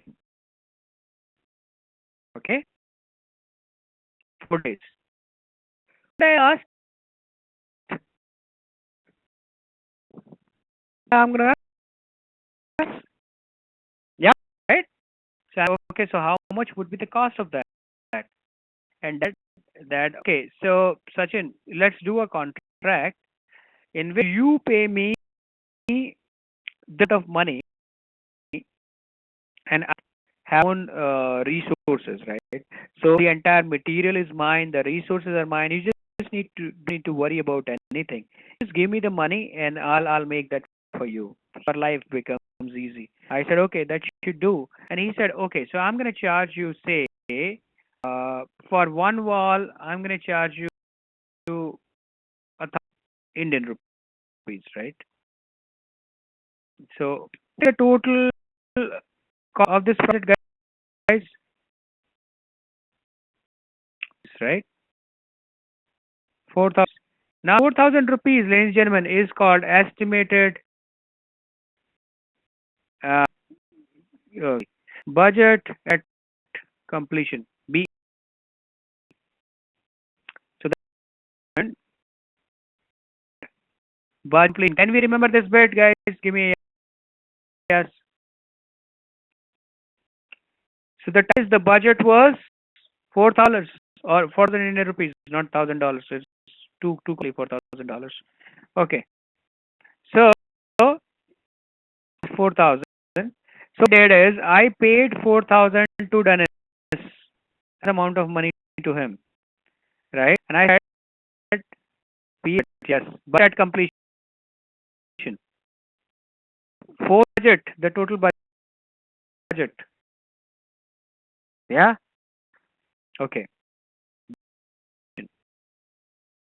So I paid $4,000 to Dennis, and I said, okay, so when you can start working on that, Dennis? He okay. So today is Saturday, so we are already engaged somewhere. Sunday, my labor don't come. Okay, so from Monday we can start this.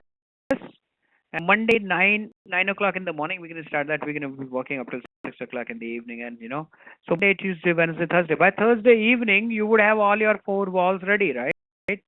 So that is where the project would end. That's a four project, starts on Monday, ends on Thursday. Deal, correct? So it's Monday. Okay, fine. So, I know Dennis from years now, right? So he's been working on various different projects for me in the past as well.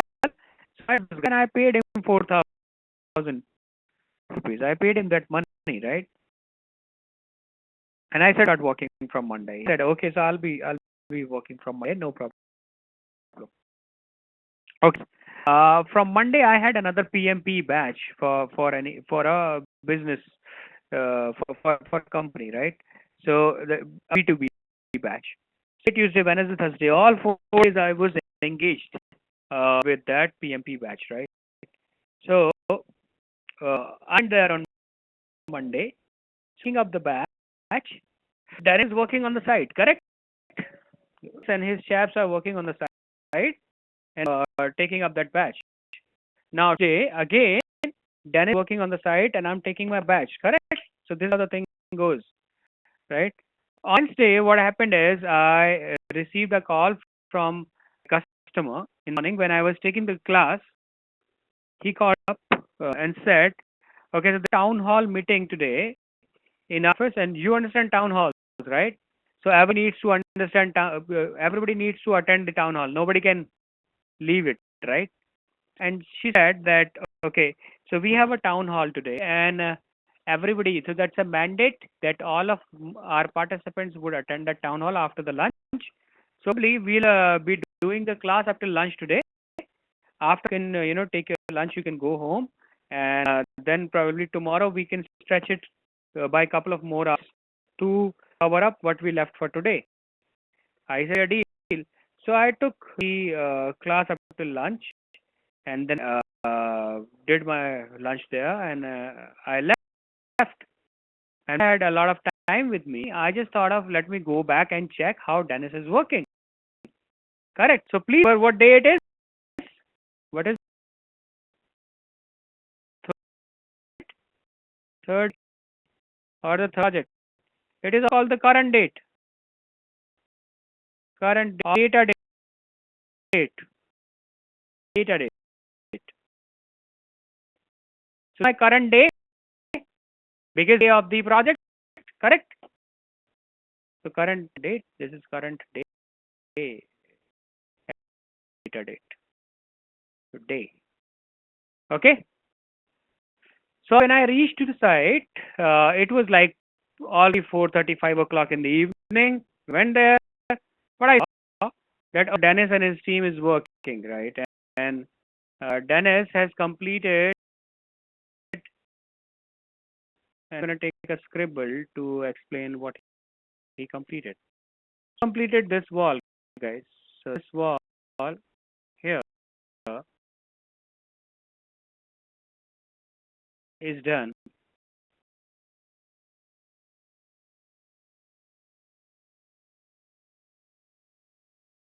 It's scribble moving, right?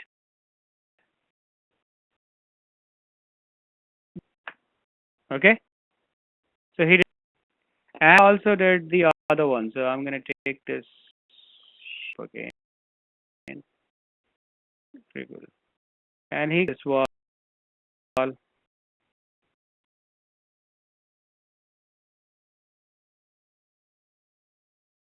here,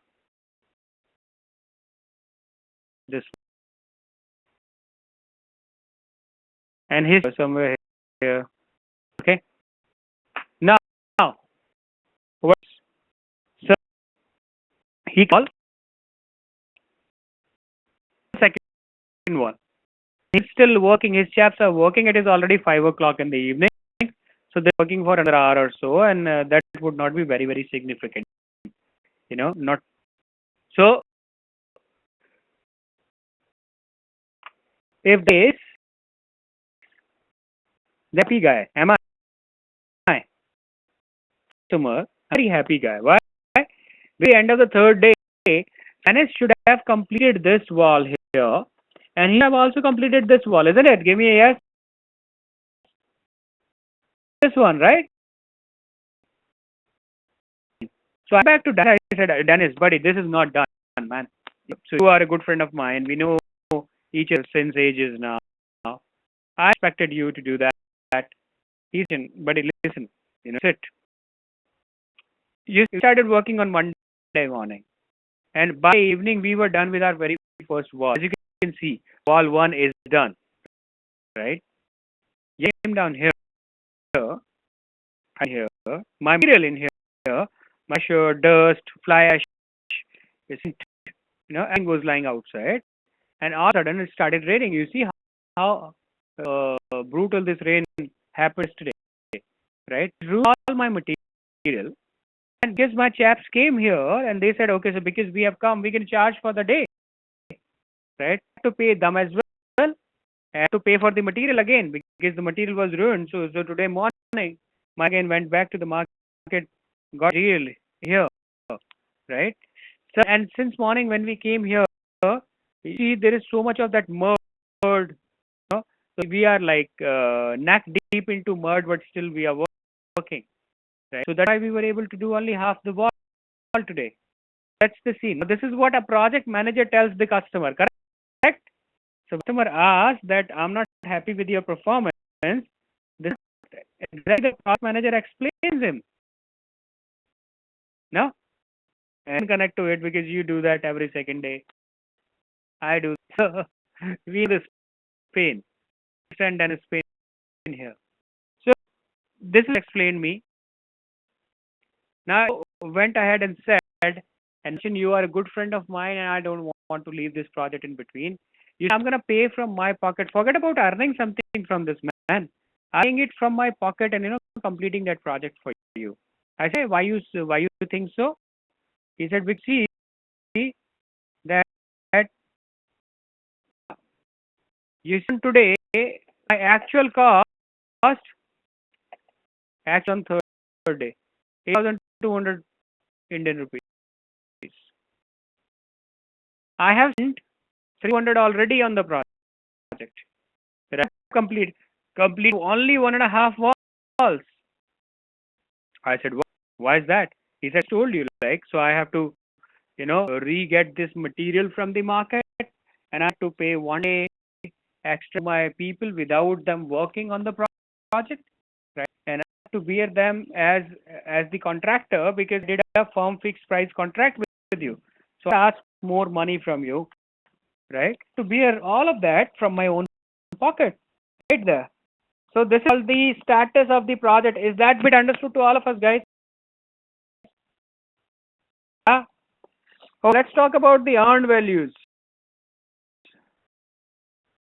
What is the definition of earned value? Earned definition is the amount of money based. So the money that you earn of the project as on today is called earned value. Earned means what? What you earn from the project as on today. From the project converted into amount of money, which is 15. How do you calculate 1500? I'll give you the formula. Formula is percentage complete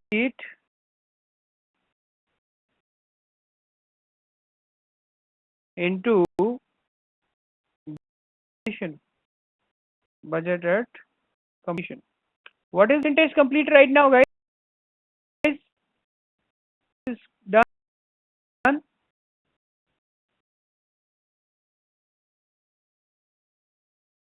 Not now. No.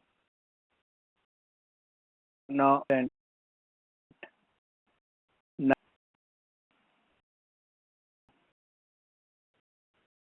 Yeah, 5. Yes, Bharat. That is, come on, guys. 20 plus 12.5%. So that is 12.5%. Let's do that. So if right is equals to 37.5% by 4, and after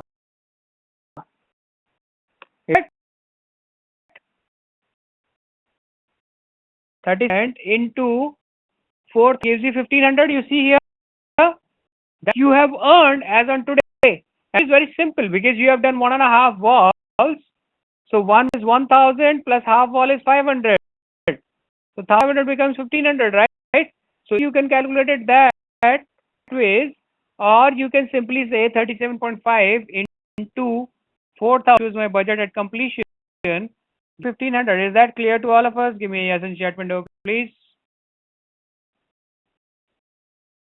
And once you calculate earned value, you can calculate anything in your project. When anything, what I mean that can calculate the schedule variance of your project. You can get the cost variance of your project. You can schedule performance index. You can calculate cost performance index. You can estimate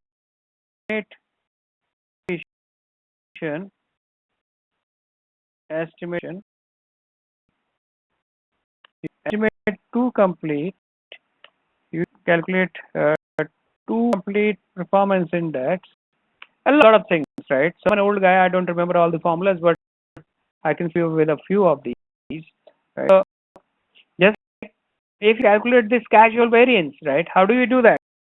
The formula is EV minus PV. That formula is what is equals to 1500. One value as on third day, guys. on third day? 3,000, 1,500, right? Now, what do you mean by minus 1,500? That means that we are behind the schedule by 500. The shortfall of minus 1,500, that means 1.5 walls, right? This is how we are lagging behind in the project. Okay, if you talk about cost variance, cost is EV minus AC, actual cost. That is equals to 1,500 minus cost 3,000 as on today, correct?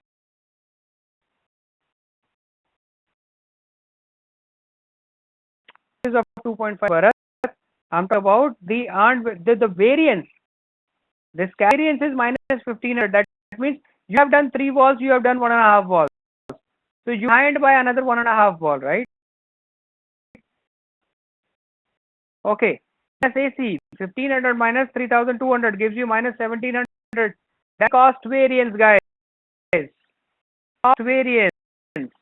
Now your project will take at least 5,700 rupees to complete. And that will change tomorrow as well. So it will take at least 5,700. And that is estimate at completion. So as completion is your B plus B. That will give 5,700. Yeah, because you see now 4,000 you were already spending 4,000 rupees.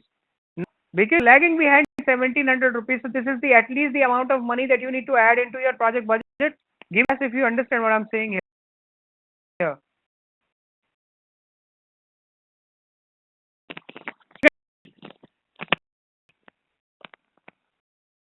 Okay. EAC estimate at completion now at least 5,700, right? And your SPI now, what is SPI? Focus here. The formula is EV divided by PV. That is 2,500 divided 3,000 gives you 50. This is easy. You see, if you call for walls as 25%, so 20% for one wall and 12.5% for half wall, give 7.5. Yes. SPI and 50. SPI is your EV divided by PV.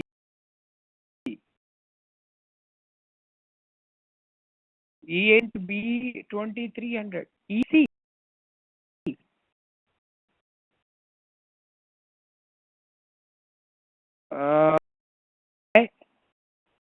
It would be 2,300, right?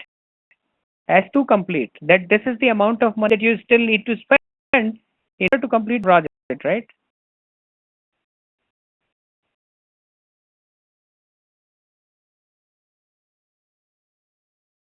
No. Okay, that E right now. Just forget about this. Okay, forget it. Just one by one. We'll do EAC in just a bit. Okay, just stay with me. Stay with me. Okay. What do you mean by SPI? SPI is Schedule Performance Index. That's what. The to SPI is EV divided by P, which gives you 0.50 right now. Now, please remember, guys, SI less than 1 is bad.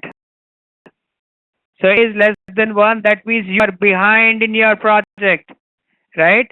SPI of 0.50 suggests that when you work the entire day, you get an output of equals to half a day. Your performance in terms of schedule is actually half that. Is schedule performance in the project of, so your performance in terms of skill is basically half of it.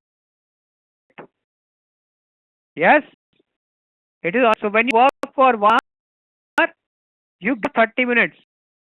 When you 2 hours, you get an output of 1 hour.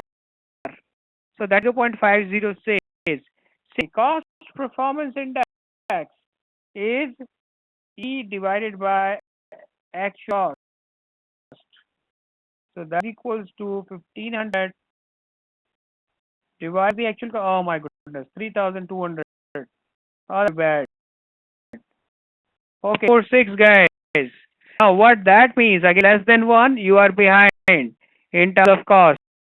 What that says? That says we spend $1 in the project, an output of 46 cents from that. That CP of 0.46 means that in the project, the output is equals to 0.46 cents. Is that clear to all of us? Give me a yes in chat window, please. Yes. Good. For this, I'm going to go back because I may not recall the EAC, ETC, TC being an old guy, but I remember the base formulas, right? SV, CV, SPI, CPI, earned values, actual cost. Understood the concept, guys, here? The is very important to understand. Understand the concept, you would always remember the, if you are able to remember this story here, you'll be able to remember everything, right? That story between me and Dennis, and you know how to calculate the earned value. The guy who doesn't know how to calculate them is not a project manager, I'm telling you again. So make know how to calculate them. Okay, go back to the slideshow now and talk about earned values here. Different planned value and earned value. You see, now in technical ways, what values is. So the is the total of the budget allocated to the each of the activity have been completed at that point of time. So as on the date, third day, whatever is completed, that is called your earned value. We can compare earned value to the planned value to determine if the project is on track. So earned value was 1500, planned value was 3000. So you understand that right now. Okay, so planned value of the project is $340. The total of all work packages planned for the project is $340. So what I'm saying here is the planned value is basically the entire amount, including everything, your planned value. If does the rest of the job tomorrow, and he did not promise you the wall per day, but yes, actually he can, Fazal, and that's a very good this thing. But would change the earned values for tomorrow, Said, for today.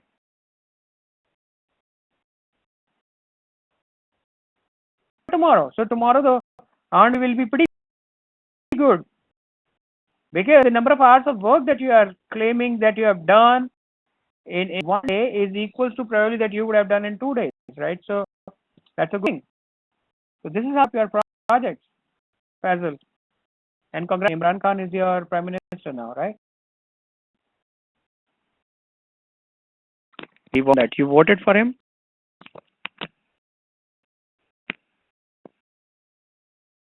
I don't think. I think you are from Sri Lanka.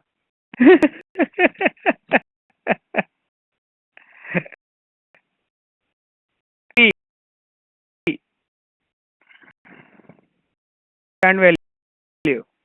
Example, I said 1500 minus 3000 because as on third day we were doing 3000 and we did 1500. So 1500 minus 3000 is equal to minus 1500.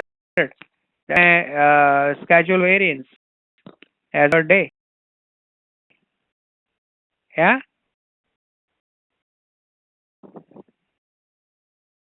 Yes, as on today. Specified otherwise. Yeah. Okay. So let's talk about it. So the terms that we use, guys, it is given here. The planned value, authorized budget assigned to the work, right?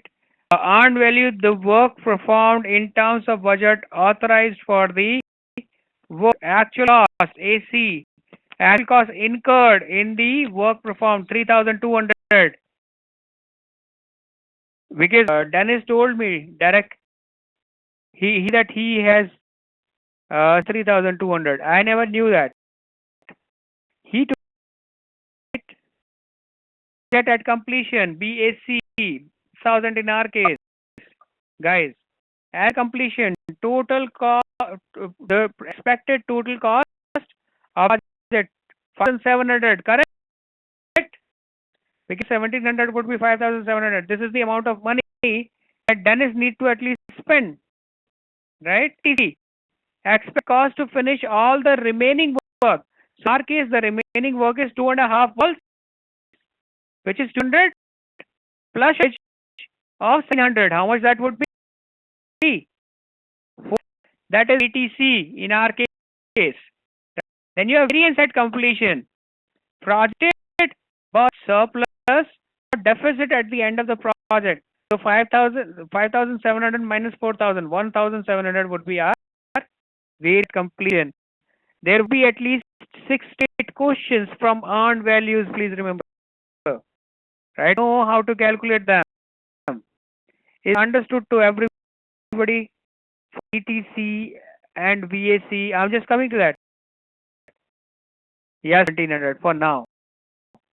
As of 1,700. Yeah. I'm coming to the formulas now. Take a shot, guys. Take a cost wins E minus AC, schedule wins EV minus PV, CPV divided by AC, SPI EV divided by PV. I told you. Now, estimate at completion. You see? Okay. Completion. BCPI C plus BAC minus EV or C plus BAC minus EV divided by C to SPI or C plus ETC. This is the formula that I used, the last one, to get C. I did the C.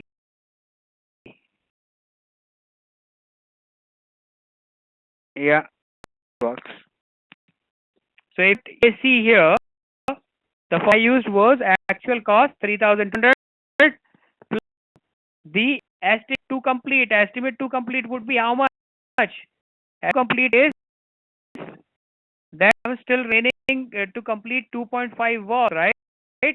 So that 1,500 plus 3,200 becomes 5,700, correct?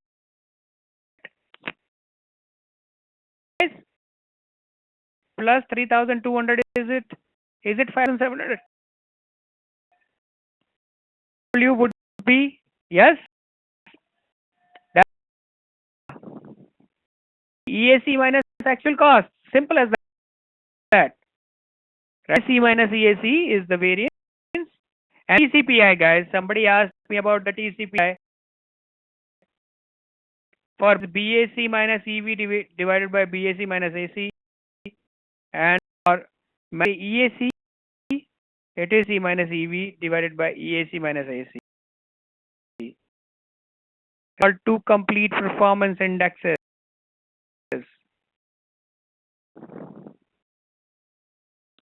Yes, it because you've been told the concept by using a story to the PMBOK and you read it there.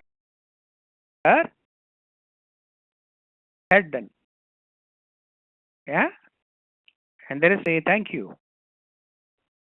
You can still say that.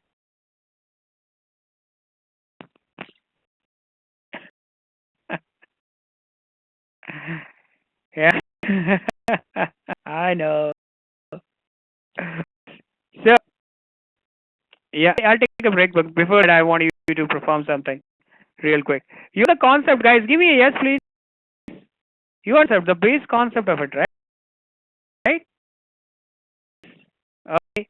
Now, I'm to S curve. Now, you have the formula. If you remember, yes, if your situation,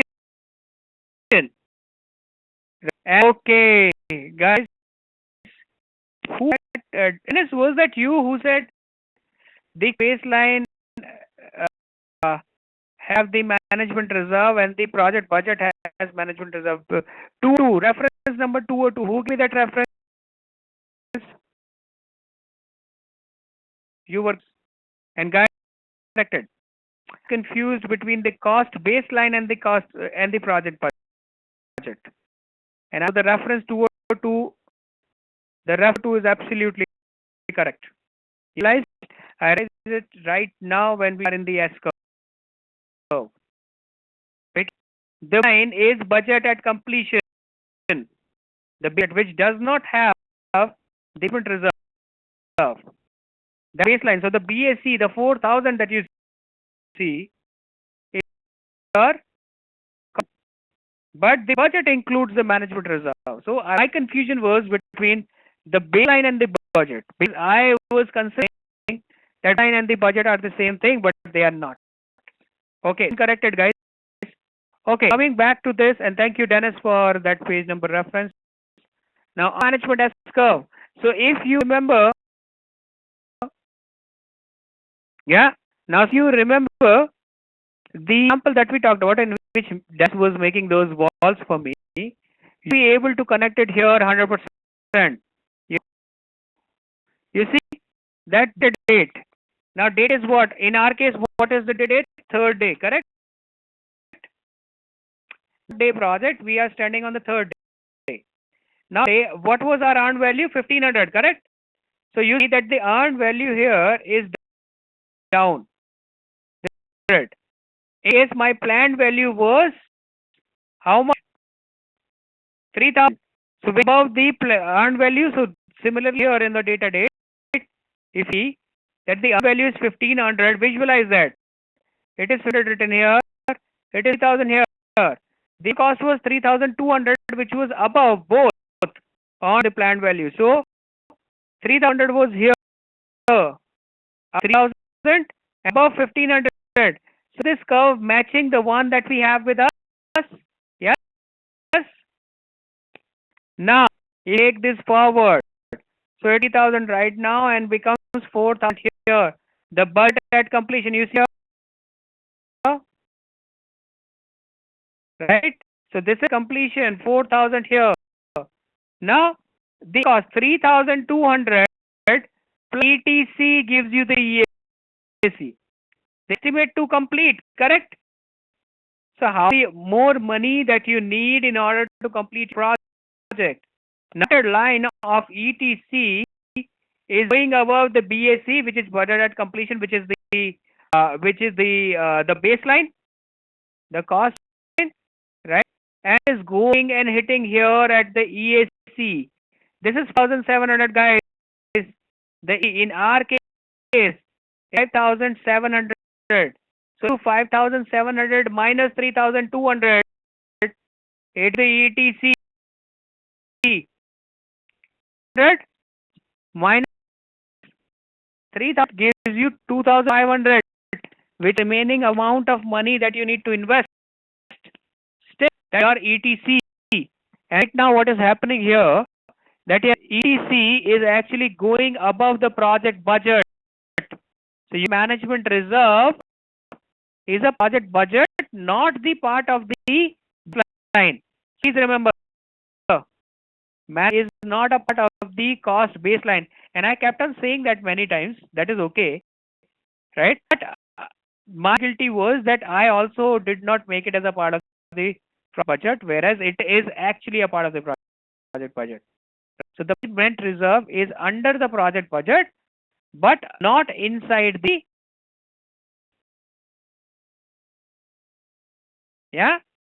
side the cost baseline. At all, Piyush, that is bad right now. It would be profitable if you have your earned value and the schedule variance. If the schedule variance is zero, if the API and CPI are either greater than or equals to 1, that is profitable, otherwise it is not. Yes? EA here. Okay, that's simple. Now connect it back to our project example, guys. For the EAC, is the formula that you are using right now? A actual cost, which is 3,100, remaining work, which is 2 walls, which would 2.5 thousand, right? 400. So when you club them, 3,200 plus 2,000, that gives you the EAC. Yeah, that gives it. This is remaining work.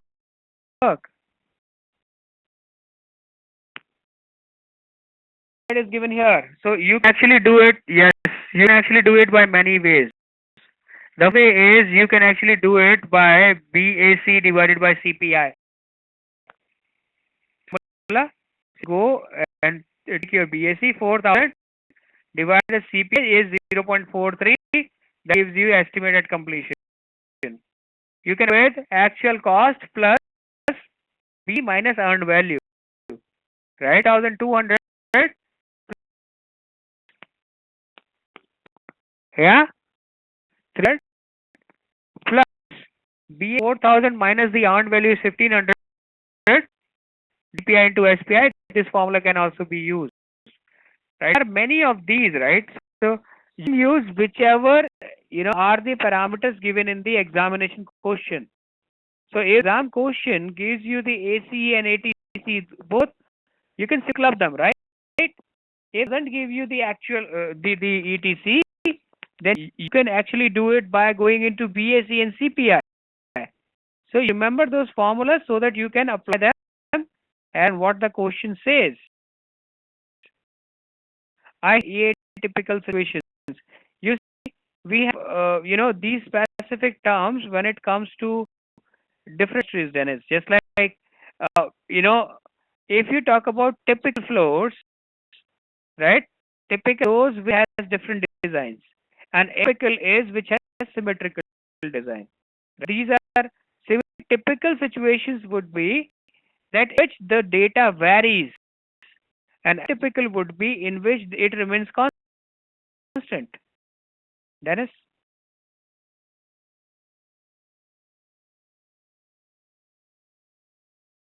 In the BAC formula is BAC minus EV.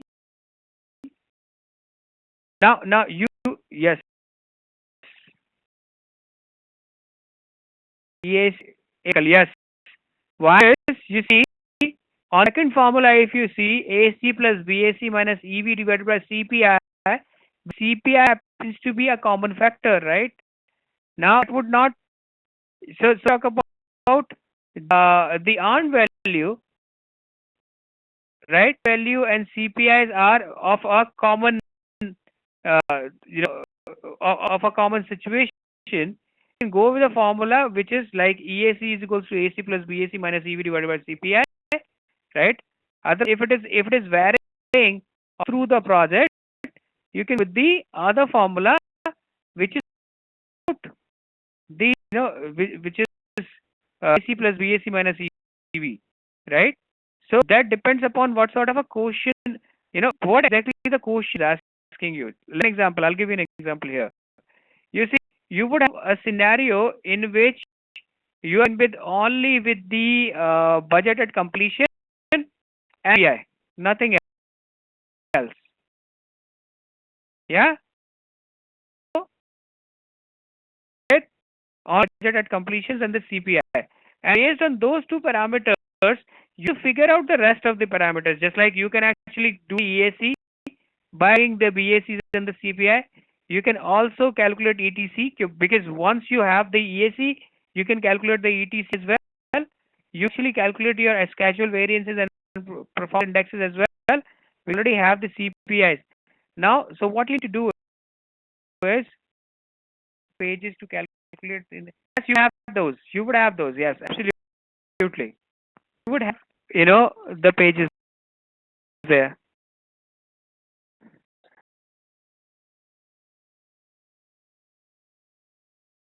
As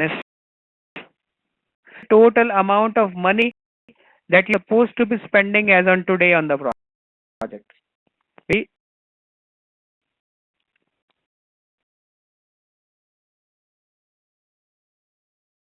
Okay.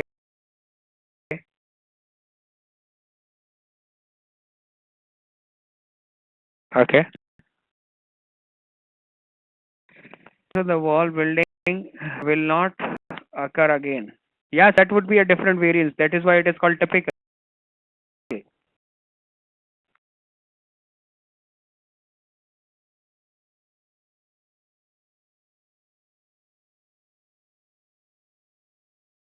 Then and the one which is for the typical ones. And forget about, you see, if you go atypical or you go typical, that would not matter because the result of both would be the same. If you putting them in any of the situations, because the parameters available with you, Dennis, both of would produce absolutely same result. Really, when question says that you need to do it, so hear me out. Yeah, let's do that. Now, only if the question says that these are the parameters which are given and these are parameters which are not. So, if the question doesn't give you those parameters, yes, we are just taking a break now. So, if you are not given with those parameters, you will not be able to use them, right? So, that's the reason why we have any of these formulas. So, if you don't have x parameter, you can probably use the y parameter to figure x first and then solve the question. You understand? So, if you calculate, just EAC or ETC, by using any of those formulas, the result will always be the same because you cannot have different results, correct? So, this is about the question that parameters the question gives you, and based on that, you need to resolve it. These formulas, only these bits, the one given in front of you guys, right? And that help you in getting score 8 marks in the examination. So if story between me and Dennis, you will remember what our views are. Is that clear to all of us? Give me a yes in chat window, please. Yeah. So what is it? Is 11:17. We all need some break, right? So I'm gonna give a break now, and I shall see you at right. At 35. Yes. Okay. See you guys. Bye. Start now. Putting here. Thank you.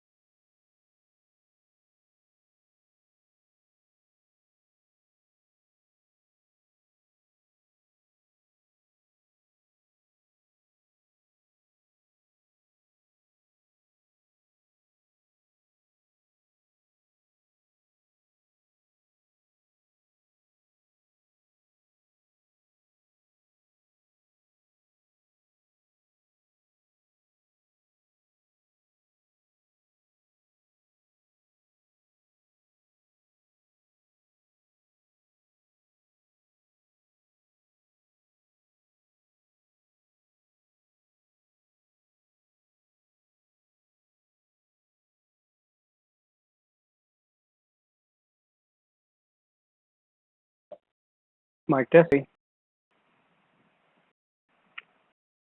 Mic test check one. You guys able?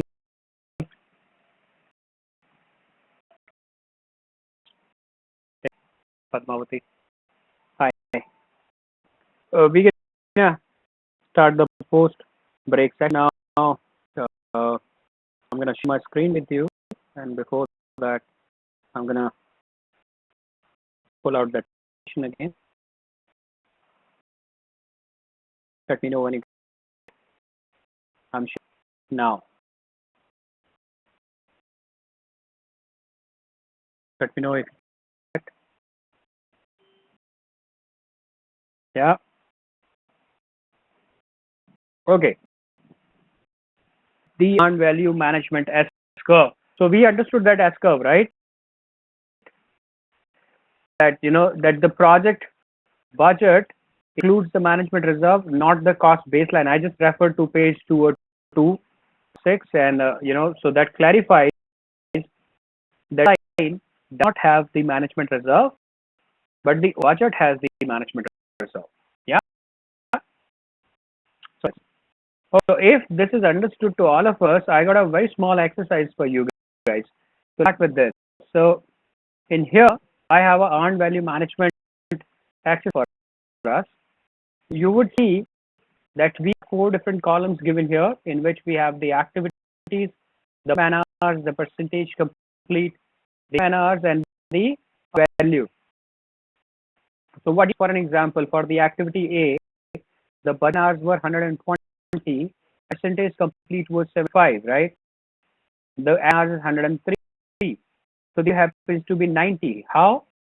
The percent complete into budget at completion, which is 7% of 120 hours becomes 90 hours. Is that clear? Similarly, you need to calculate it for the Bravo, the Charlie, and the Delta earned of all. Then you need to sum up the budget hours, the hours, and the earned value. Then you calculate the CPI.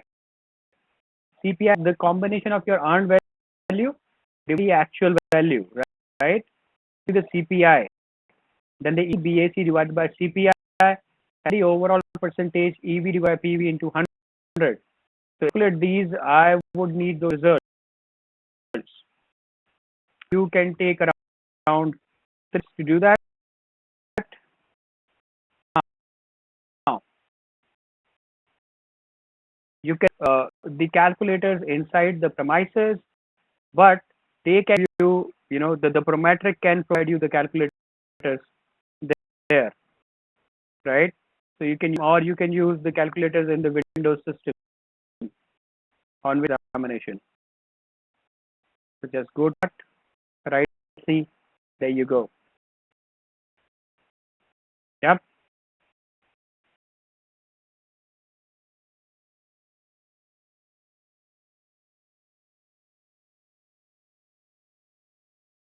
Advertising now.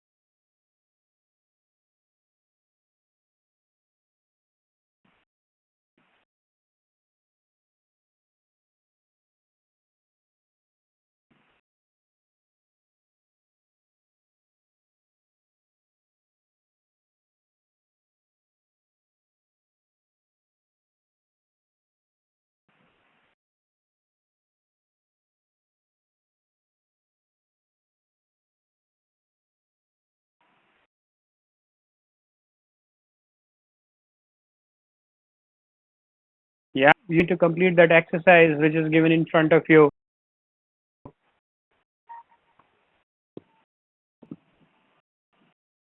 Now can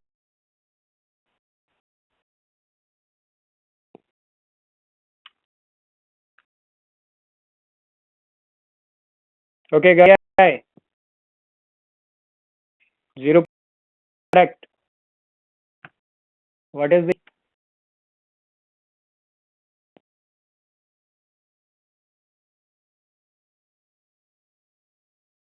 780?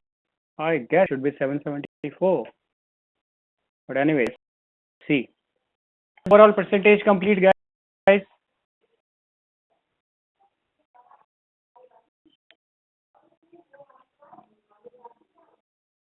The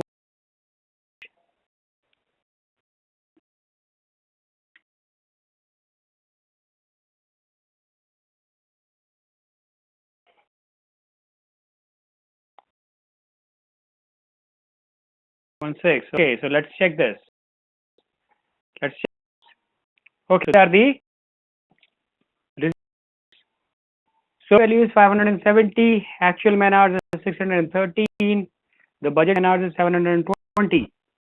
So the C is 570 divided by 613.93 something, right? The EAC 774, that's what I said. So it should be 720 divided by 0.93, 74.32. And the voltage would be 570 divided by 720 into 100, 79.17. These are results. If you have results close to these, just like 0.92, 0.93 can work, right? But 79 is high. I mean, so it has to be somewhere in 74 or 775. I have 79.17. Can you results?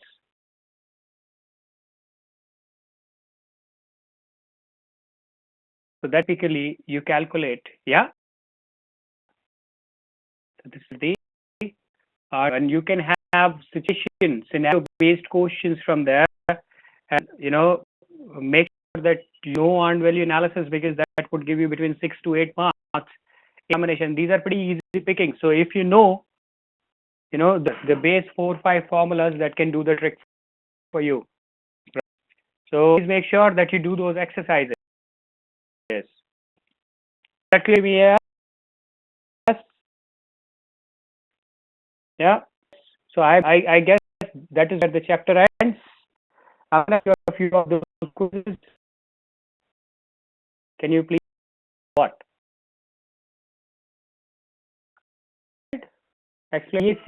Now here the formula, yes, the formula that we have used is BAC divided by CPI. So if you go back, that's actually the very first formula for calculating the EAC. So the completion, if you divide that by CPI, the current CPI of the project, that you estimate at completion, that how much would be the total budget at completion. So the BAC and the EAC, the difference between them is the BAC was the plan one and is the actual one. Estimate as on today. I mean, so that can change. That can change tomorrow. Right? If your percentage increases, the E would change.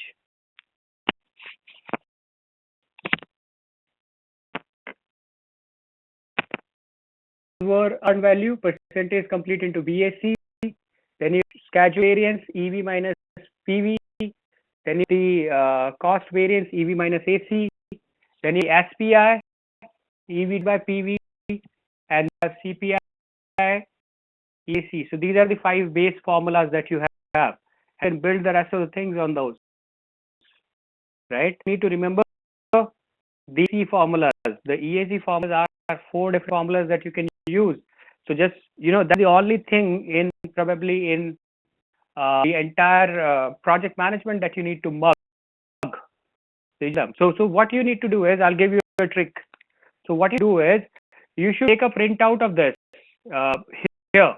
Can you get only formula screen out of this, and entering the premises, read them about 10 times, right? So would be there fresh in your memory, right? And then go inside the examination hall, take the pencil, take the paper from the prometric itself, and those formulas down. Nobody can stop you. You are not cheating. You are getting something which you already know, right? Just write down and paste them in front of your screen, right? The very memory Yeah, do them. Yeah, yeah, it is. I can read out those formulas. Yes, they are overlapping, but I read out those formulas for you. So the one is BAC divided by CPI. The second is AC plus BAC minus EV. The third C plus BAC minus EV divided by CPI into SPI. And finally, you have AC dot ETC. That's the one that I generally use. AC ETC. So the formulas for that.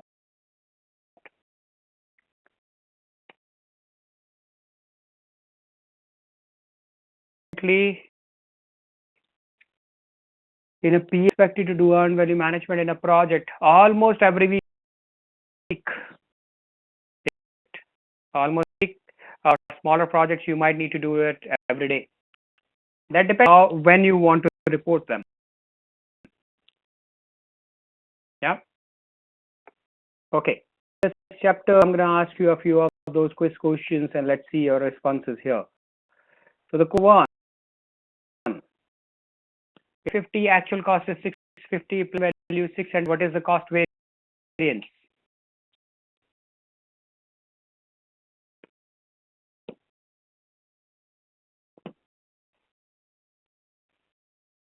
Alpha. Why? C 550 minus 650 minus, correct? Easy pickings. Yeah. So it is alpha is the answer here. Question, ladies and gentlemen, you are in a process of review at the end of the first year of a $100,000 project. The RLU analysis shows that the PV is $25,000 and E is $20,000 and AC is $15,000. What we determined by these figures?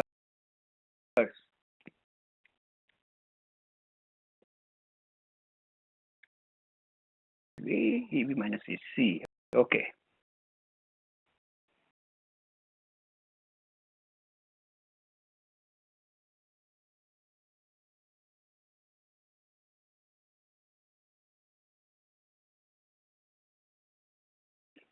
Those alignments again, I guess. So I'll just do that.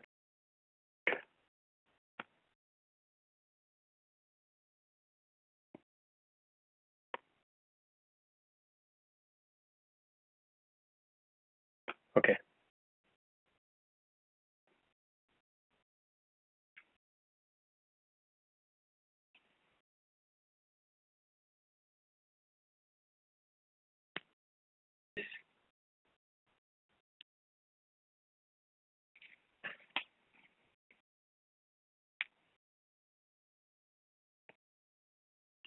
Okay. Delta. Post delta.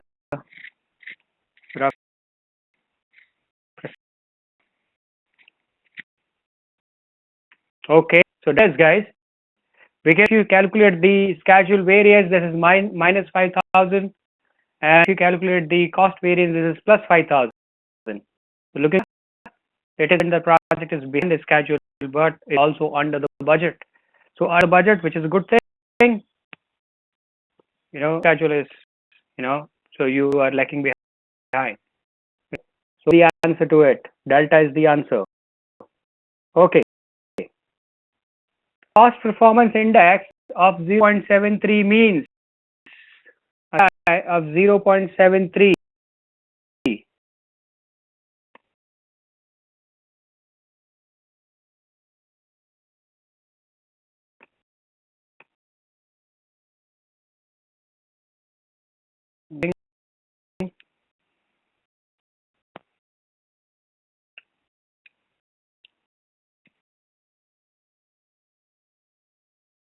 Okay. Quickly, I told you that when you spend $1, you get 42 cents out of the dollar spent, right? So that is what CPI says. So here the answer is delta. That every it is getting, for every $1 spent, it is getting only 73 cents out of dollar spent. Correct?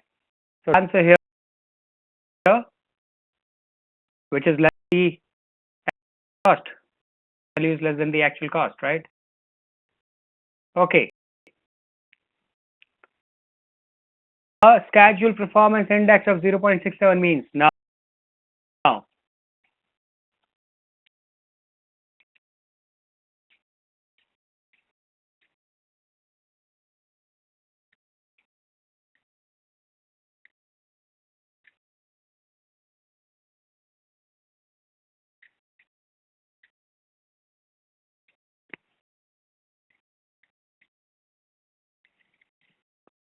okay.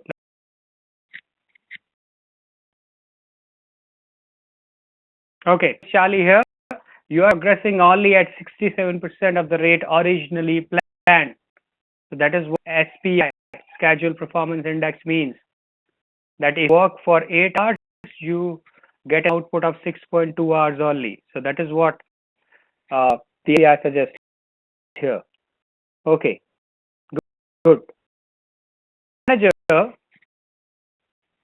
when initial cost estimates to the project sponsor for the approval, you will cut the cost of the project by 10%. What should you do?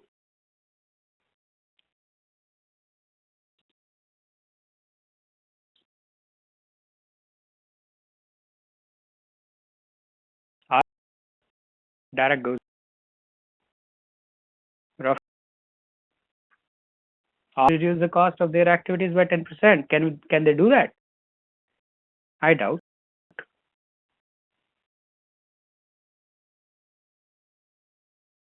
Anderson, Padmavati. So it is cut the specific activities and obtain this process approval. That's the only thing that you can do actually. We cannot replace the originally planned resources with lesser skilled resources at the lower rate.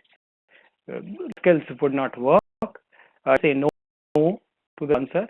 You can ask the team members to cut the activities by 10%. Because they can't do that. They can simply do that, right? So the only possible option is here is to you cut those specific activities and approval. You say, okay, so you want me to do all those activities? That's yes. Then I need that much of funds. If you give me those, I'll not be able to do this, and this. And it gives you a talking point, right, for negotiations. Which is not a tool or technique used in the process of determining the budget.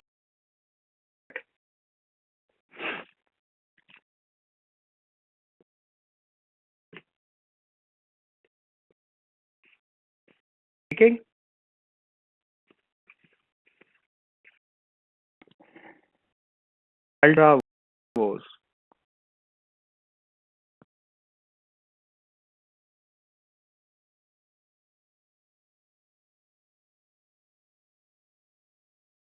So do you have resource scanner as a tool and technique for determining the budget? Input. You remember? So I said, so you need those resource estimates. Yeah, right? Yep. So the answer is an input to this. Is not a valid technique for estimate the cost.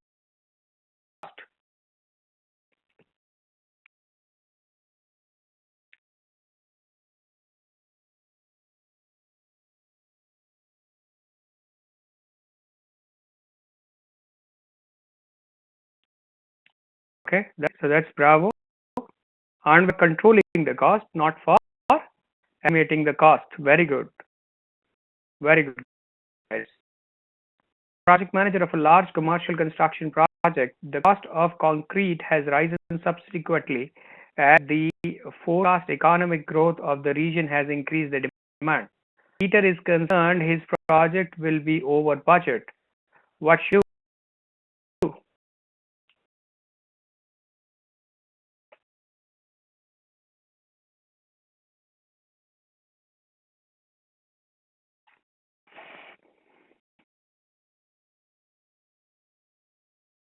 If I Peter,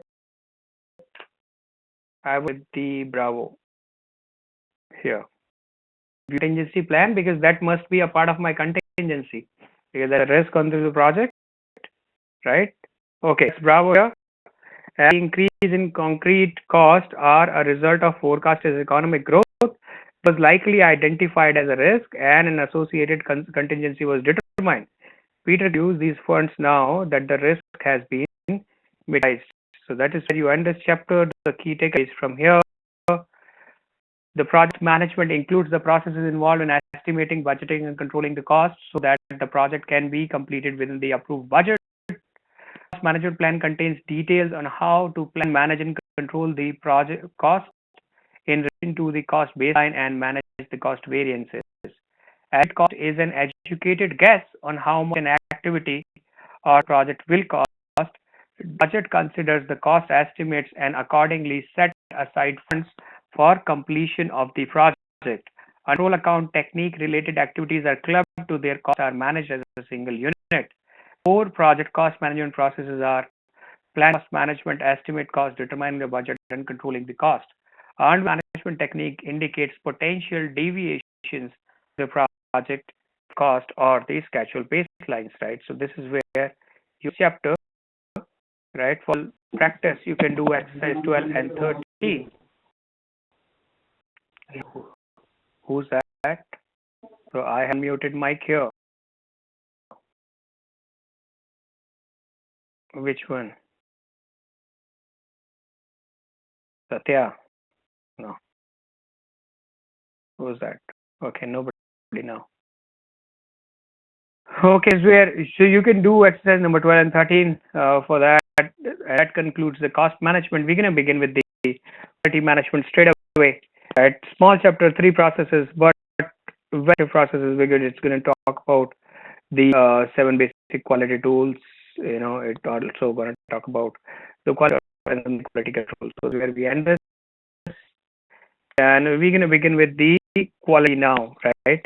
I expect to finish quality and start. Okay, you know, before we do that, can I ask you for a favor? Is there ability that we can stretch today's session by half an hour or so? Can we? Just asking, right? Yeah, so that is all of us. Okay. Yeah. Some class at 1:30. Okay, Mr. Goel has a class at 1:30. So this is what I'm asking for, Mr. Goel. So from 1:30 to 1:30, would that be? No. Prasanna says no. Hey, I give you such a leeway when it comes to asking questions. So I don't neglect any of those questions, right? Them takes time though. But okay, so let's see that. Okay, so pull out that presentation about the quality now. So that quality presentation. Let's see where we end. Yeah. Okay. PMP certification training lesson number 9, project quality management. Ladies and gentlemen, and quality management differentiate between the quality planning, quality assurance, and quality control. A cost of quality and its contingencies. I have in class. I have to drive for that. Okay, not home, but if majority is yes, I respect. Check the recording later. No, that's let's see. Mr. Goel. So that's a physical class wherein you go.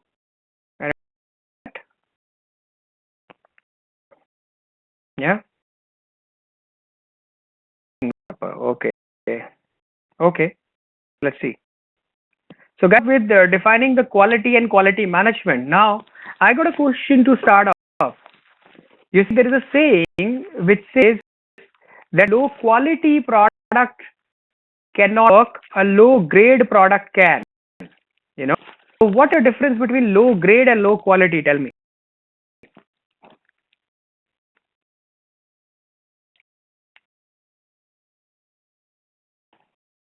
Yeah.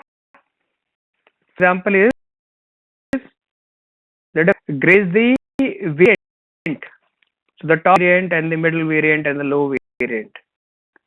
And the key is bad engine. So quality is the engine which catches the fire, right? So that is said. Yeah, very, but the quality is consistent. That's the difference between the quality and the grade. Always remember, we are talking about quality, not about the grade, right? So we'll discuss about that. So let's start with defining the quality and the quality management. So define quality as per the ISO standards. So there's a definition given here. The quality is the degree to which the set of inherent characteristics fulfills the requirement. What I'm going to suggest here is that, quality one of the concerns, but only optimal level of quality, not doing the quality. You understand that? So at least what happens is that if I need my Pepsi bottle, because I do a lot of those projects with Pepsi, so I can actually count a few of those examples here. So in a PepsiCo bottle, you must have seen that PET bottle, right? Liters PET bottle, 5 ml PET bottle, right? The configuration of this bottle is that it is the upper layer, the plastic which is used to make bottle is 0.10 micron, right? And this specification that it should not be less than that, because if it is less than that, if I drop it from 6 feet, the bottle will burst in 0.10 micron, right? Now 0.10, that is 10 microns, 0 liters, I guess. Okay, so 10 microns. So those below microns, this will fail the drop test, right? That optimal level of quality, because on that level the customer will accept it as long as it is not breaking, not leaking. You guys happy with the Pepsi bottle, correct? If I want, I can actually make it of 2 microns as well, which would rougher, so you can roughly use that very roughly and still that bottle will sustain. It's not the idea, right? So I do overdo that. This additional 10 microns will cause me a lot of money if I have to do it for 1 million bottles every day. That is the overdoing of the quality, because I needed the quality as per the specifications give the customer. So if the customer is satisfied, that quality. So this is what exactly it is saying here. Quality is the degree to which a set of inherent characteristics fulfills the requirement. So if they fulfilled, just stop it there. I mean, so you don't have to overdo that. Audit is set to meet the quality expectations when all project requirements at the beginning of the project are met and the resulting product is usable, just like the Pepsi we talked about. It's a usable product, right? And it fulfills the requirement and a usable product. Now about the terms which are related to the quality: customer satisfaction, decision, and the accuracy. Now about them. Customer satisfaction, it is the conformance to the requirements and fitness to use. So the customer satisfied this customer is. So we have those customer satisfaction index, right? So that finds that with the quality of the product or the service, how much satisfied the customer is. This is one of the terms that we use in quality management. Great. Specifications based on the technical characteristics. You remember the Honda City example, right? That's the part. Granularity of the measurement, how fine the outcome can be, how precise can be, right? And accuracy is the correctness goes to the desired result. So if it is 10 micron, so I have to actually beat of 10 microns, right? My bottle plant, my mold machine which is producing those bottles should produce consistently 10 microns, accurate 10 microns, and it should be precise. It should be, so because that's a very granular calculation. Microns are very difficult to measure, right?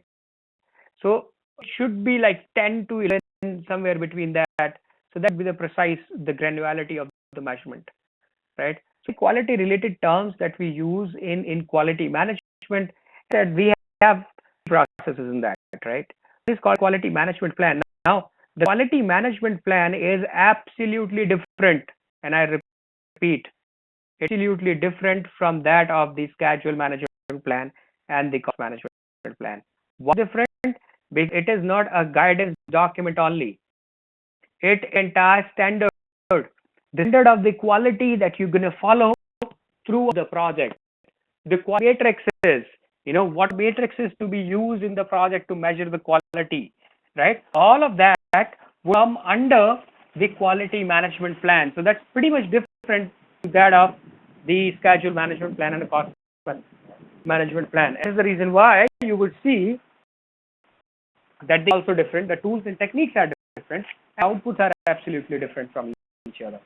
Now that output, the quality management plan is nothing but that quality policy that in your offices. So when you enter your office, on the front desk, you see a quality policy stuck there, right? So you see the wall and you a quality policy hanging there. You see that?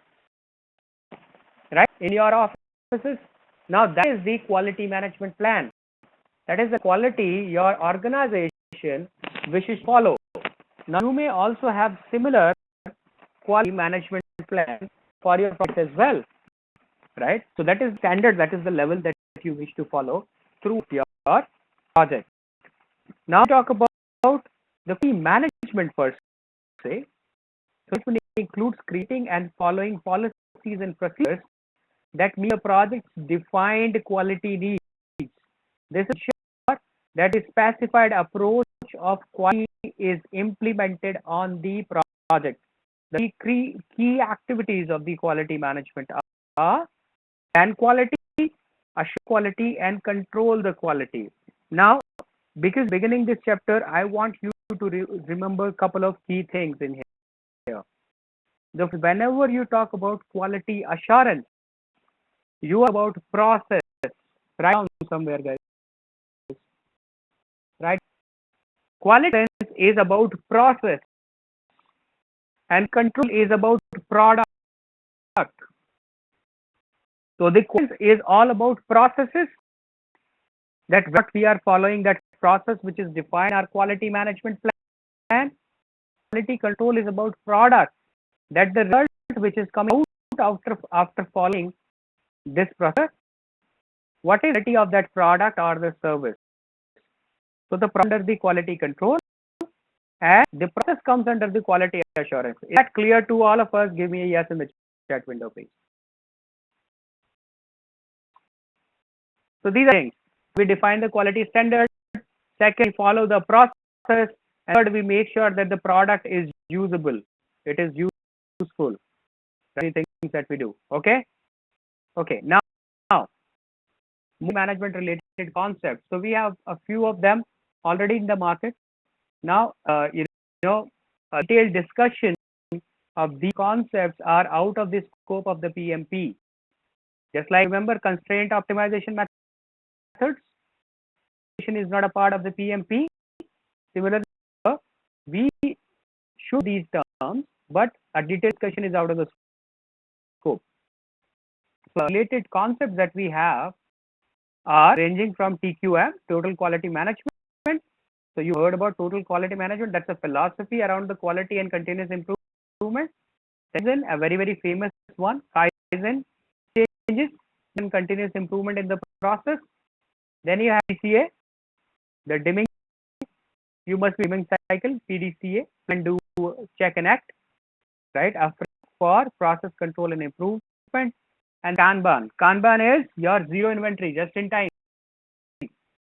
The time, a full base inventory management system based on the principle of JT. Right? So the quality management concepts that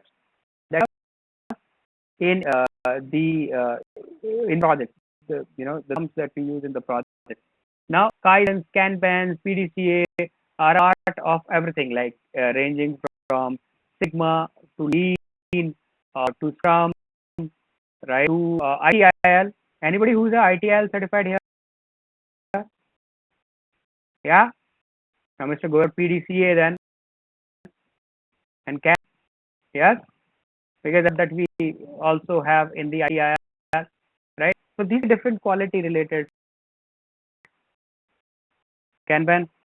Oh, that's fantastic. I can actually use you somewhere then, project. Yeah, these are the quality management concepts that we have. Now, a one concept that we are moving towards is about the cost of quality. Now, tell me, can be the cost of quality? Cost of quality. Cost of quality is the amount of money Improvement cost. Yes, you can see that. It is the amount of money that you spend the project to the best quality product, basically. There are two different approaches. Now, guys, you need to hear me out. Hear me out. Listen to me carefully. There are two ways to measure in the project. One active approach, the other one is called the reactive approach.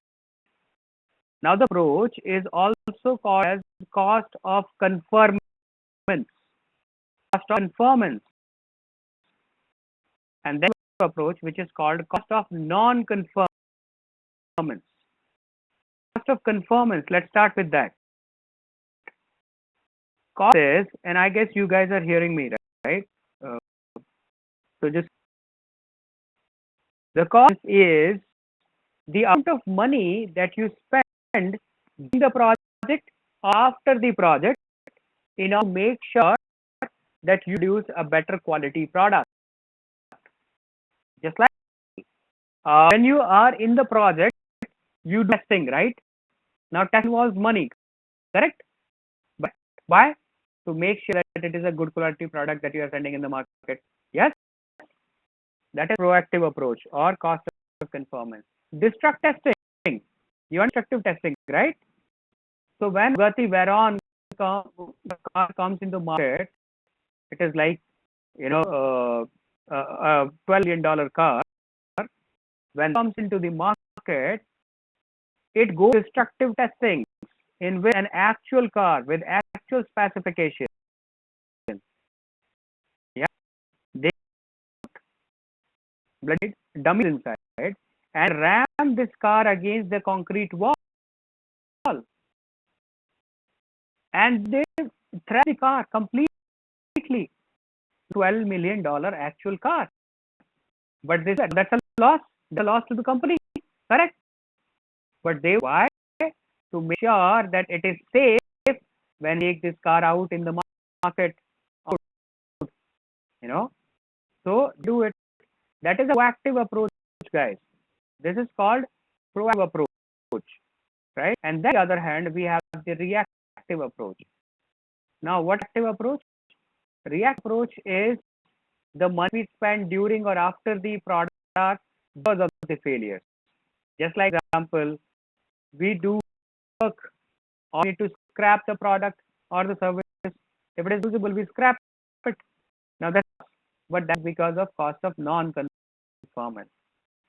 When the product goes into the market, you again have liabilities, warranties, business, bad name for your company.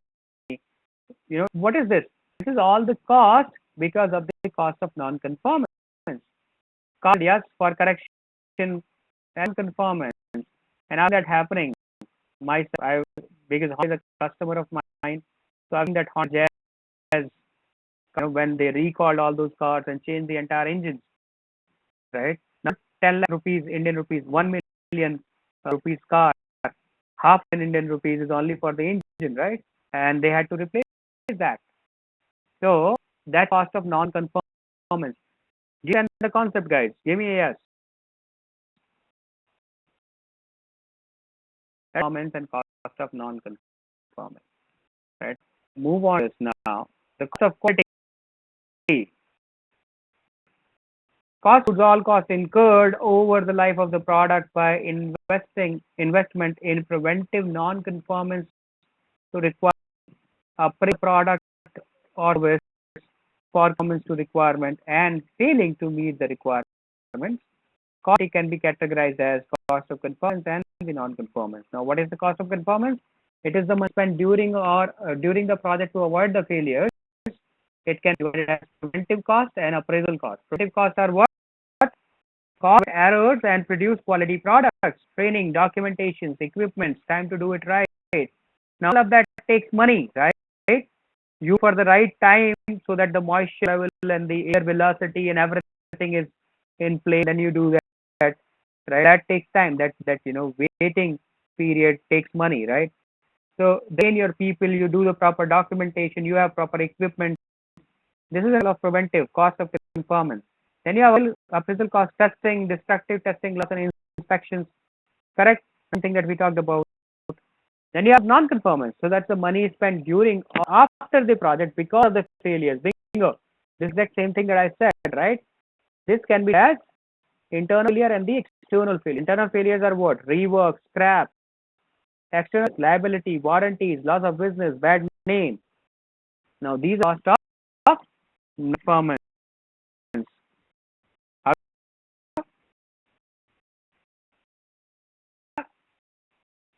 Fantastic. About the only process, guys. Plan, manage quality, control quality. That manage quality is nothing but quality assurance, basically, right? We have quality management, then we have manage quality, then we have control the quality. Let's start with plan quality management here. Plan management is the process of applying quality requirements and or standards. Now you see there is a difference. It is document anymore, right? That's a process of identifying the quality requirements and standards. Whether I'm going to follow ISO 9001, 2000, or the Six Sigma, or maybe I'm going to follow CMI level 5.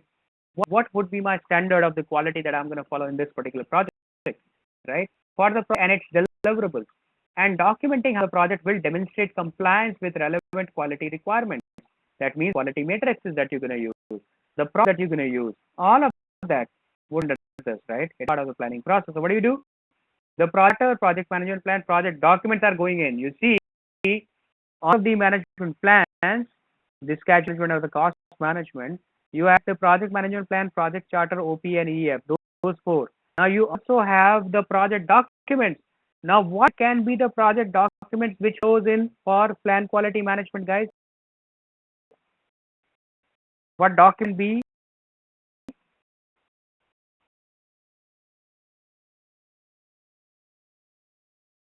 Of the organization. Okay, maybe. Yes. Yes. Okay. Okay.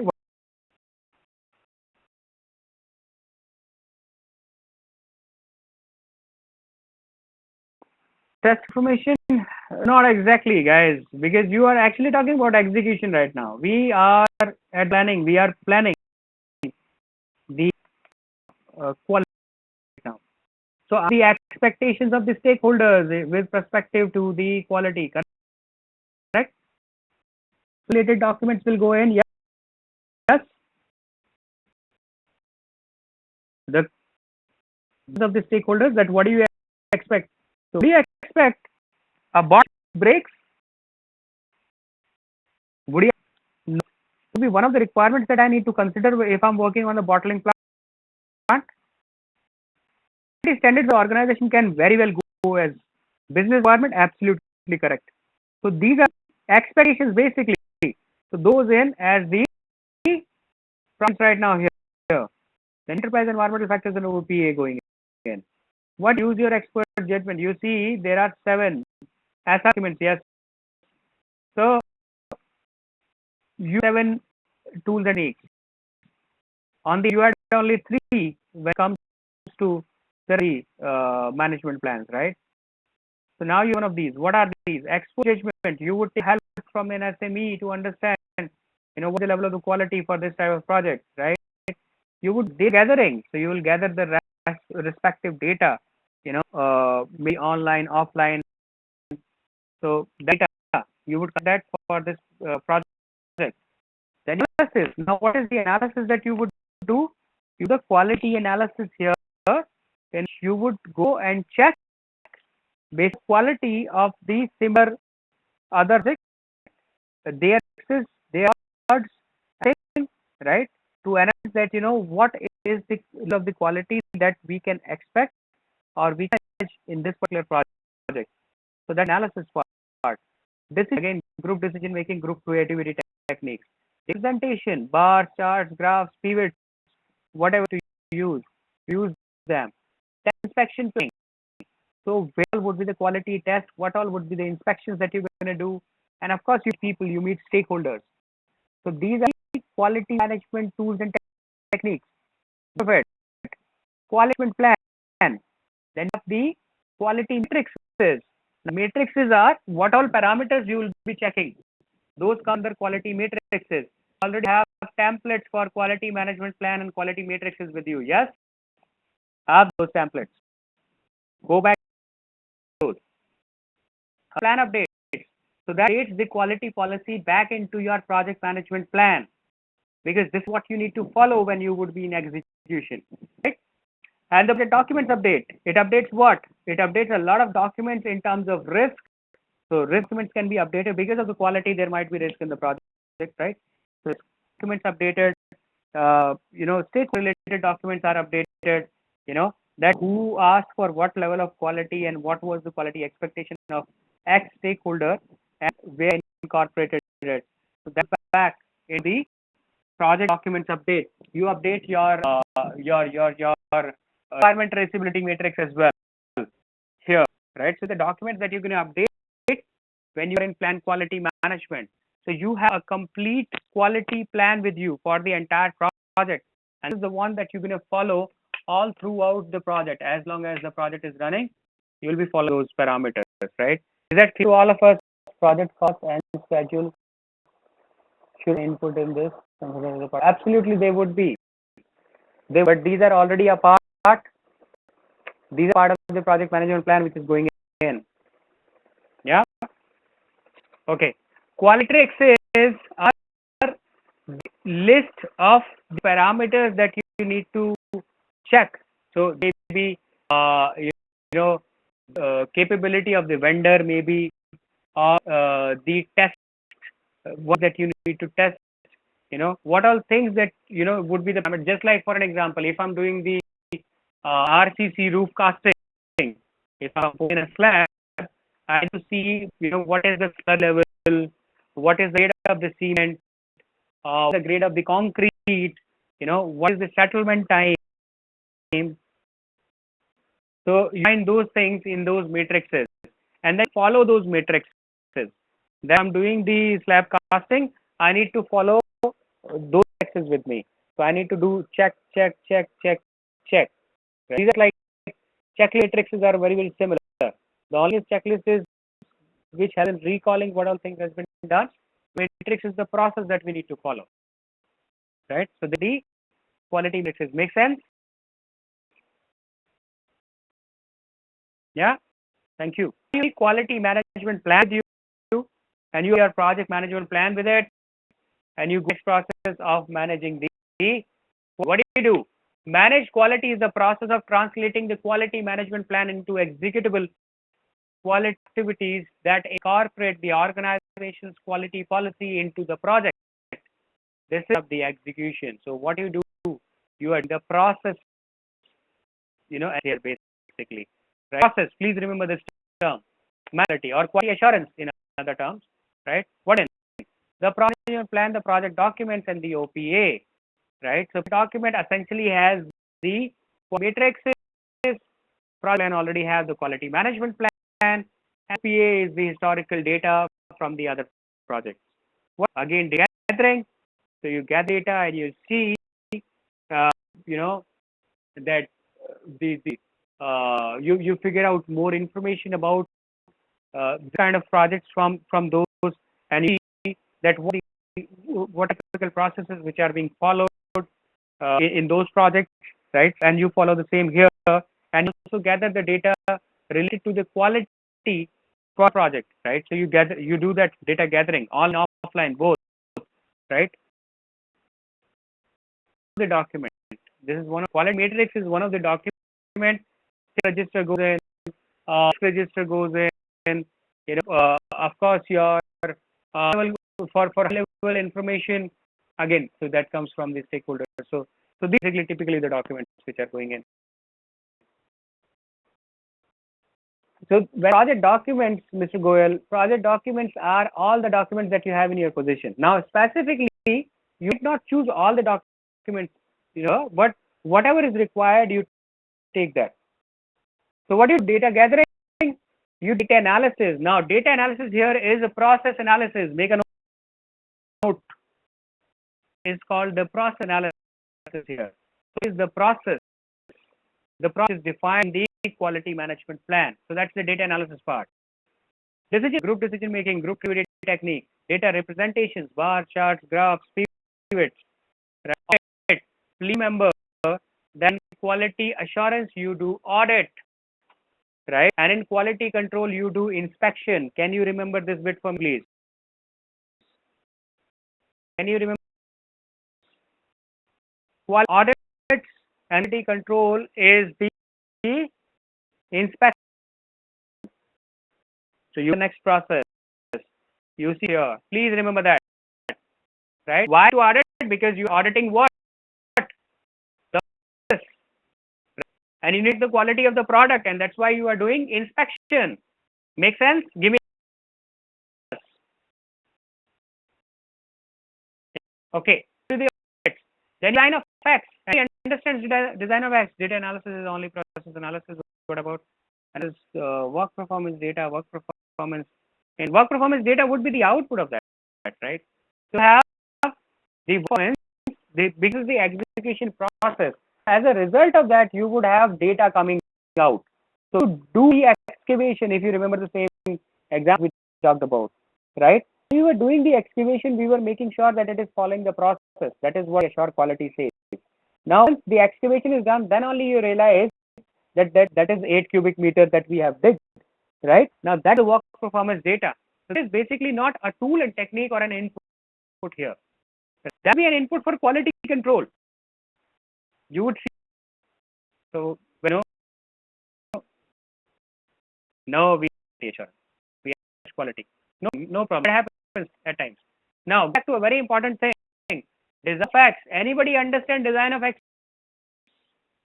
What like? Design means the design of experiment. Make a note. What is that? The excellence. This is for the experimentation. Yeah. Desirement. Now, what that can be, guys? That is that you just I don't know if you recall. Just talked about that there are other concepts or of quality, and you have a concept like Kanban, right? Movements, very small improvements, small, and that you keep on. Similar design experiment is when following a process, but we are doing small changes in that. Just see if we can achieve a better result. If I'm using process, I'm doing the audit of that process, making the things. I also run parallelly. I also run a plan. I see that okay, so next time when the material comes, we're gonna do that as well. See if that brings out some good quality. What would be the result of that, right? So that is design of experiments. So we keep on experimenting, to make sure to have even better quality product or improve the quality of that existing product or service, right? So design of experiment. The other term that you may be using in the other methodologies, but it is the same, almost the same. Yes. But process tailoring, that is more the ITIL perspective or the Six Sigma perspective, right? So in experiment, both almost absolutely thing. Yeah. Okay. The problems. So you resolve the problems if there are any quality related problems that you encounter, you solve them. Right. And quality improvement methods. Now the quality improvement methods actually comes from the quality control. Methods basically comes from the quality control people. That okay, so you need to incorporate this in order to improve the quality of the product and service, right? It becomes a part of your process. So your process analysis and quality management, so that is why you see quality improvement methods as one of the tools here. What out of it? You have the reports. So you those reports, the MIS, the quality related MIS, basically. Test evaluation document. So what test has been done? What are the results of those? Are they as per the quality policy or not? right? So the evaluation documents. After the change request, you have change request in execution because this is an execution process again. So you have those change requests coming out as a result of the quality activities, right? Request can also be that if I reject a material, the material is back and that impact my schedule. That will also may impact my cost. So if those changes, I need to generate a change request, send it back to the state and look for the approval. Then you have the project management plan update, document update for obvious reasons. So this is the managed quality process. Is that understood, Gay? Yes, in chat window, please.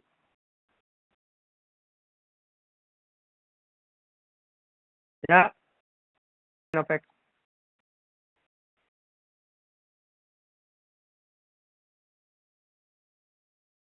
Design, doing experiments with the design to see that can produce a better quality product.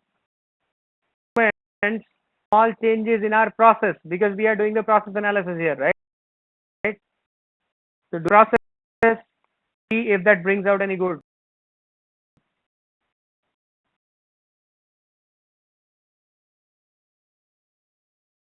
Yeah. Okay. So that is, guys, now the quality assurance people are checking the process. Now what the product, the services and the results which are coming out, what we their quality in quality control. You remember the deliverable story, an output of execution, where from there it goes, right? Verified deliverable back where, right? Because I don't remember anything. Guys, focusing. I'm sorry. Tell me from the beginning. Tell me a verbal story that I repeated about 100 times in the last 4 weeks. From where deliverable? Answer me. Which process? Which execution process?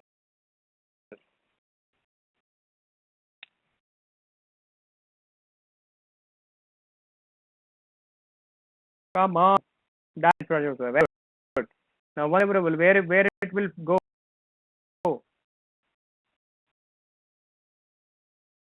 Which process? Not manage the quality. It's an input for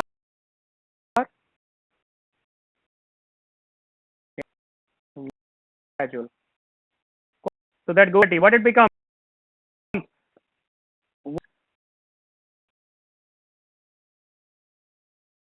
Very good.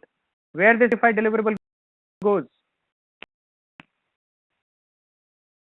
as an input scope. Very good. What output of validation of the scope? Accepted deliverable. That deliverable goes as an input to which process?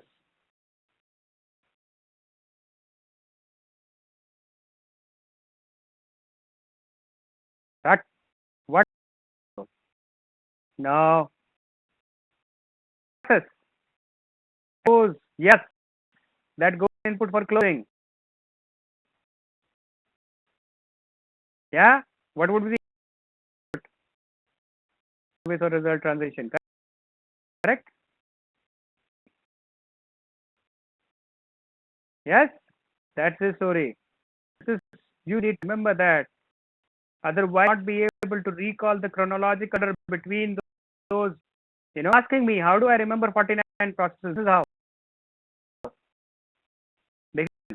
Right? If you send the connection, you'll remember that. Otherwise, I bet you cannot 49 processes. Can you mark them? Right? Way to remember them. So, okay, to the quality control now. So when you go to quality control, do you as an input here, guys? Answer me. an input. Yes. Do we provide deliverables as an output, guys? Understand what I mean? Yeah. Okay. Quality is the process of monitoring and recording results of executing the quality activities to assess performance, recommend necessary changes. It is a part of the monitoring controlling process group. What goes in? Makes a lot. Understand? Thank you. Okay. Environmental factors goes in. This goes in. Work performance. Now you have somebody asked me, who Mr. Goel asked me, right? So there you work performance data coming in here, right? Project plan goes in. Approved change request. Now approved change request was also an input to which process?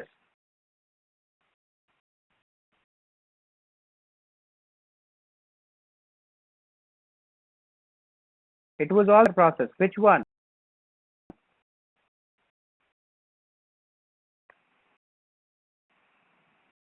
It was put to direct and manage project work. Yes? That was the direct and manage project. Why it was an input there? That it got approved by the ICC and became a part of the execution. Correct? That was the story, right? We need an approved change request here in the quality control.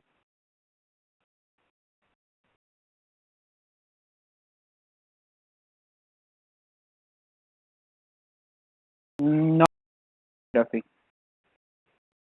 No. New questions would go into the quality assurance. Yeah. To check if this meets the quality key. Maybe. Yes. Maybe. To check will meet the quality or not. Absolutely.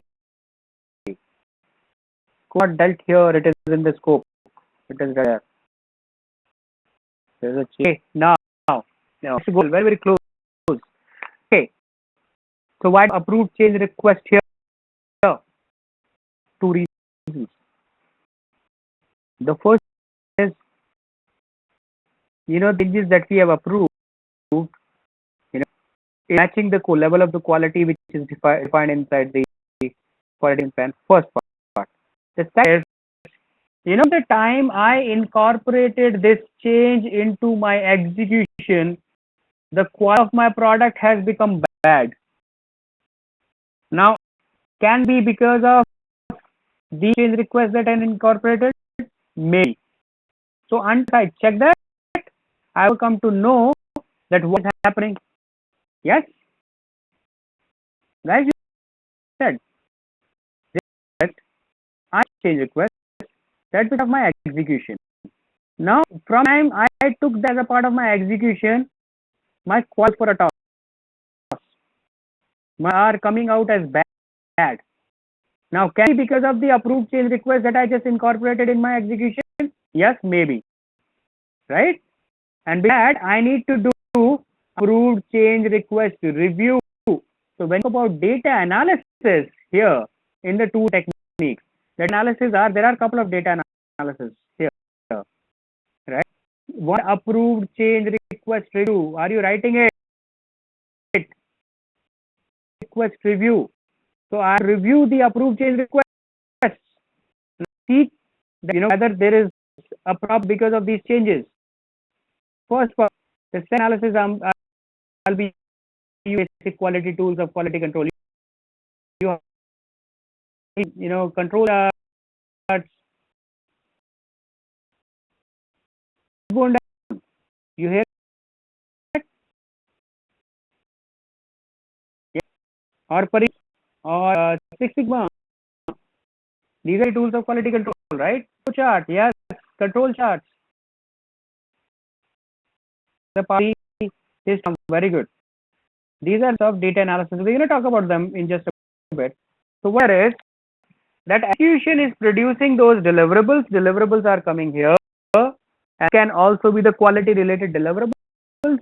What data is coming in, project management plan, approved change request, as I said, why it is coming in. I just told you documents are coming in and the OPA coming in.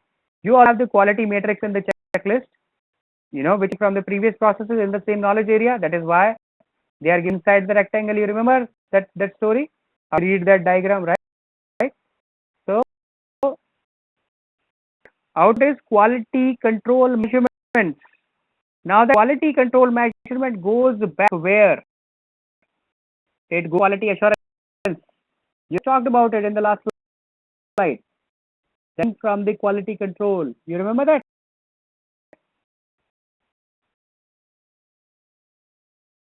I don't know. Feeling that not focusing today. I don't. We talked about it, guys. That means from the quality control are coming from them. We are following them here. This yes. To check this, if we are following those, right? Yes, this is what we are doing here. So what is that? Know that there is trouble with my products and services. My products and services are not as per the expectation. What I'm going to do? I'm going to gather the data. I'm going to see, what is not coming. Data analysis. I'll do the approved change request review, and I'll use some basic quality tools of quality control. Inspection. You remember that? So assurance is audit and quality control is inspection. You remember that, right? Testing, product evaluation. So I would evaluate I will do the testing. I'll evaluate the product, right? I'll do data representation, making charts, bars, graphs. I'll do the meetings with the stakeholders. What I get out of it is quality control measurements going back to the quality assurance. Okay. Deliverables. So what deliverables are internally accepted by the team becomes verified. Going back to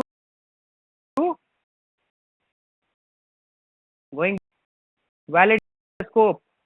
You did process couple of weeks, right? So it is to the validation of the scope.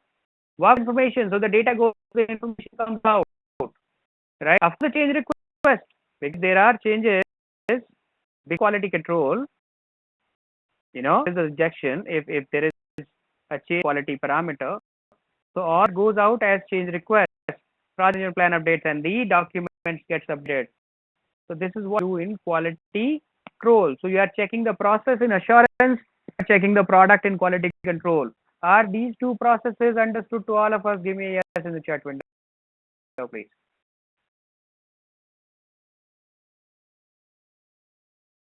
Bharat, nobody. Okay. For these three processes of long text time varies also to be verified under quality control and cost. So cost casual as no. There's a Sarkar. So that's slight. Yeah, I understand. And that so where it is something new that takes time to actually grasp, right? So and I'm fine with it. Back to your question. You see, whether it's casual, whether it is cost, what is the objective?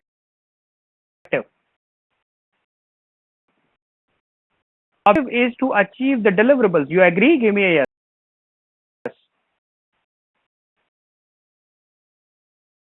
You answer. You or first you wanted to achieve the deliverable, correct? And that comes to the quality, not the schedule, not the cost. You understand that? The moment you answered your question. Okay. Now, yeah. Okay. Let's talk about that was fun. Huh? Okay. So now about those tools of quality control. You must them, right? Quality tools. So you have from control charts to check sheets to scatter diagrams to Paretos, histograms, flow charting, which is also called the curve diagram or the fishbone diagram, right? Technique nowadays, fishbone, yeah. So let's start with the control chart. Now, what is a control chart? Control is basically an upper control limit and a lower control limit, right? What is that any point which is going either above the upper control limit or going below to the lower control limit, probable areas of the problem. So these problem can creep up, right? Now, just read the text first. They are useful to monitor project performance in terms of cost and the schedule variances. Up lower control limit to be set, and the actual schedule variance over time has to be plotted.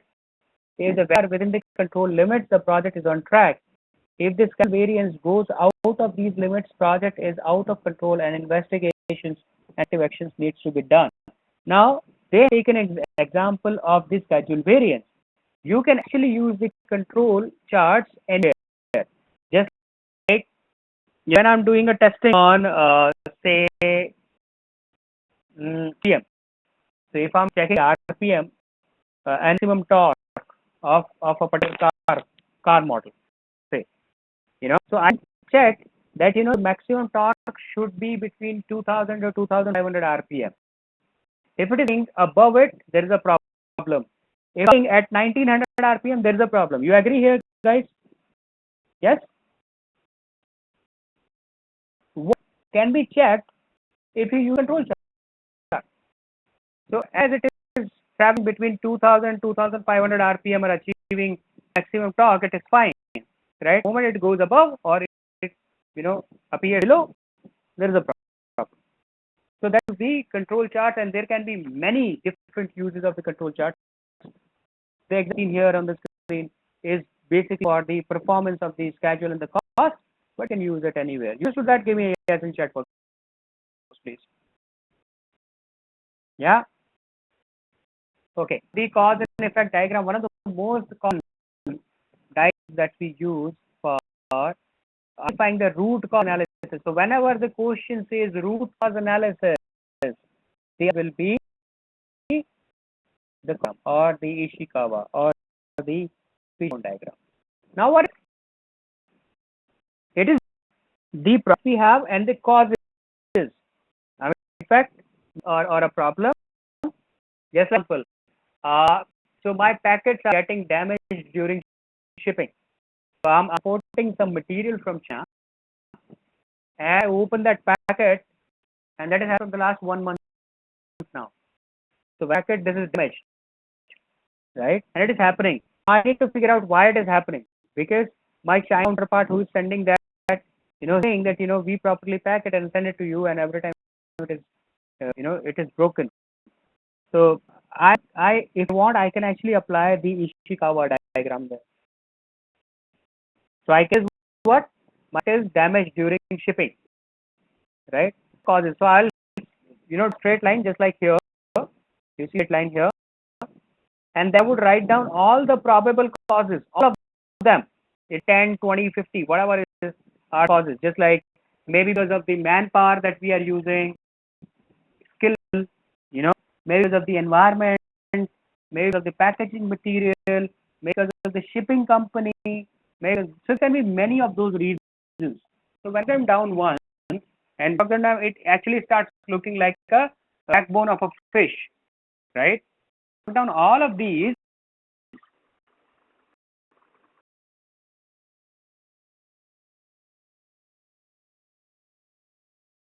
Less focus fever are, yeah, Mr. Goel, bang on. These are probable reasons. Now you need to figure out what is the root cause. Need to figure out the root cause here. Okay. So what you do is, then you do first round and out ones which cannot be the reasons, right? Then second round you do a discussion, bring, and you strike out a few more. So what happens is, after 4, 5, 6 rounds, you would round to one probable reason, and that reason, and you wait for the result. Right? Next time, if that doesn't happen, that means it was because of that reason. If it is still happening, so you remove that as the very first one, and you're focusing on the other one. This is called effect diagram, one of the most common things that we use in project management and quality management. Correct? Is that clear of us?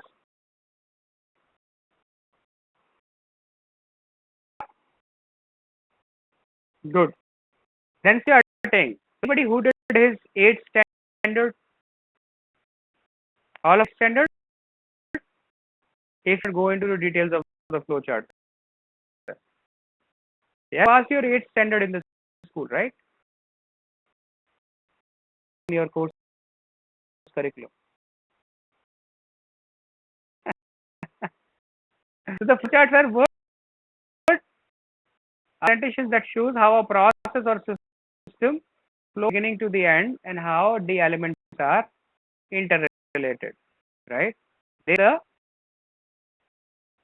processing where the problem can occur and used to be identified reasons and bottleneck, right?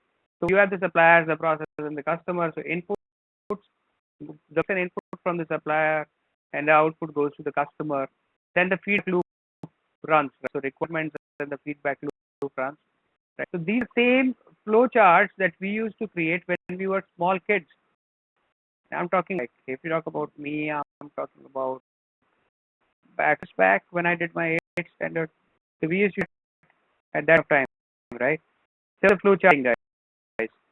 Now you have the histogram. It's very common, right? To see how it has proceeded in the past. Particular element, just like how many number of hours my programmer worked in the last 6 months. Work, then more work, then less work, then more work. The entire histogram, the bell curve, basically. Right? Histogram is a vertical bar chart showing the frequency of occurrence of a particular variable, right? Each column represents the relative frequency of a variable. Just like so in the first week, my developer worked about for 20 hours. Second, he worked 28 hours. Third week, he worked more, maybe 30 hours, then 30 hours, 40 hours, and now the curve gets created. Now this is called the bell curve, the one that you see here. So that data basically. So this is the that generated in the histogram distribution overlay basically, right? So it will help you in identifying the pattern basically, that what has been the pattern. Just like the share markets, we use a lot of histograms in the share market, right?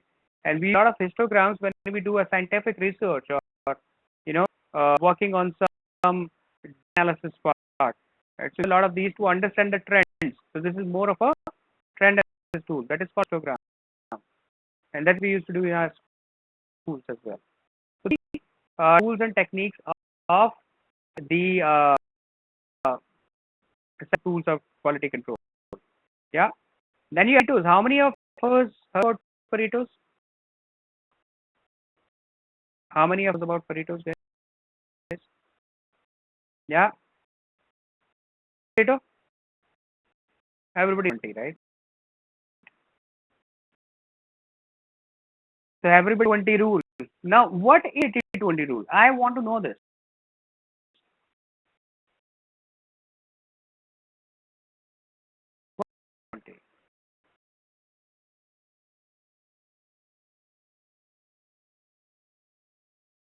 What we do with that? What do we achieve with that?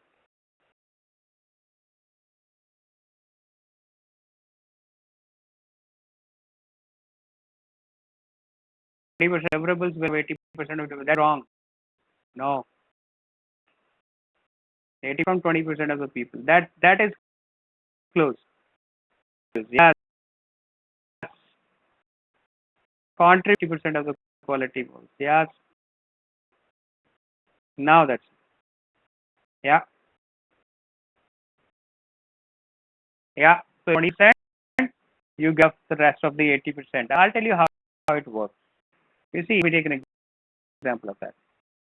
Yeah. I got a couple of hobbies, right? So, or you can call them the passion. The passion, only a couple of them. One is training people. They have to do, otherwise nobody can train for 19 hours, 19 years in a stretch, right? I enjoy it. I really enjoy talking to you guys. So one of my passions, right? The second, food. I'm a food freak, guys. So I love eating food, preparing food, right? So I prepare a lot of good food, a lot of stuff, right? International cuisine. So I travel outside, I learn at least a couple of dishes, everything, veg, non-veg, everything, you know. Uh, so, I'm the only male guy in the cookery class. So the three that I joined, I have a male guy in that. Just think about it. So we deep into the cooking and people, right? Here's the plan. The plan is that I'm only 44, right? And I'm considering next 10 years. So by then in my mid 50s, 54, 53, 54, I'm going to start a restaurant, and that I intend to do. So, just save money for that. Maybe in 10 years, I'll save some more. Right? I'm going to start my restaurant, my own, and I'll be a chef myself there, right? So I'll be preparing those dishes. And I'll serve national cuisines, basically. A small 10 tables only. An example, let's say I'm Aman, who's partner in my crime. So this is a chap. We are together from the last 10 years, and and business that we do it together, right? Nothing visual. It's all me and Aman.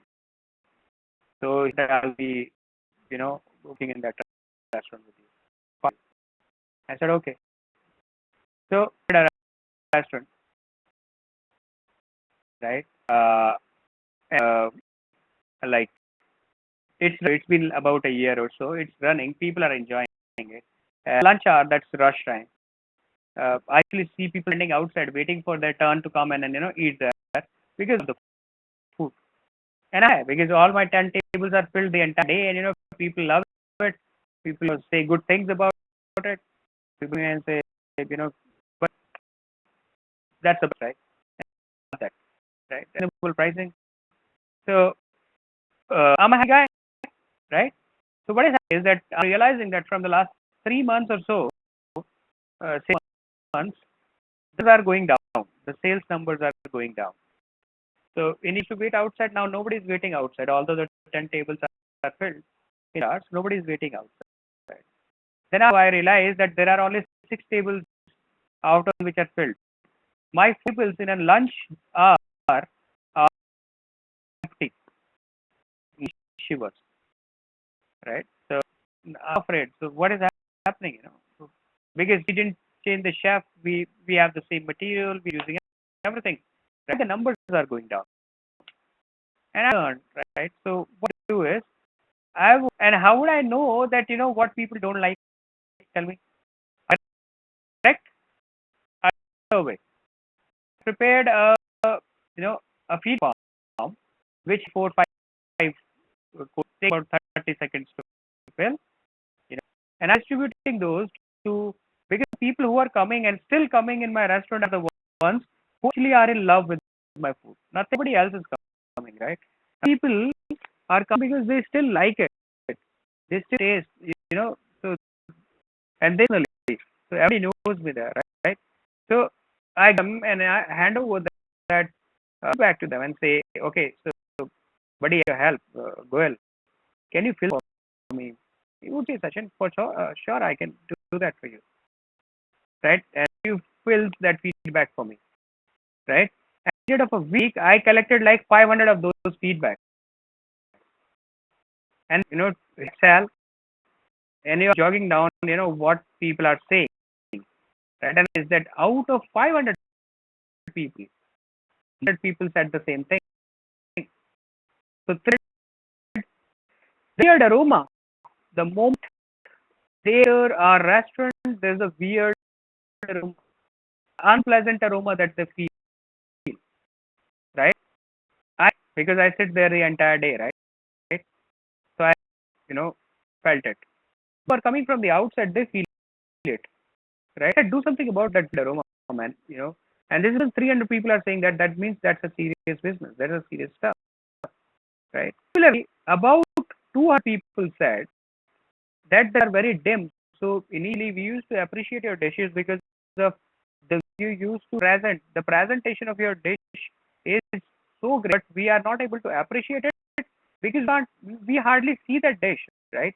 So it's not visible. I can't see the face of my spouse sitting next to me. So it is dark. So we don't. So that's that you can actually improve. Right? Then about 100 people said that, your services are delayed, although you don't have tables filled, but still your services are delayed. Then fifth will say something else.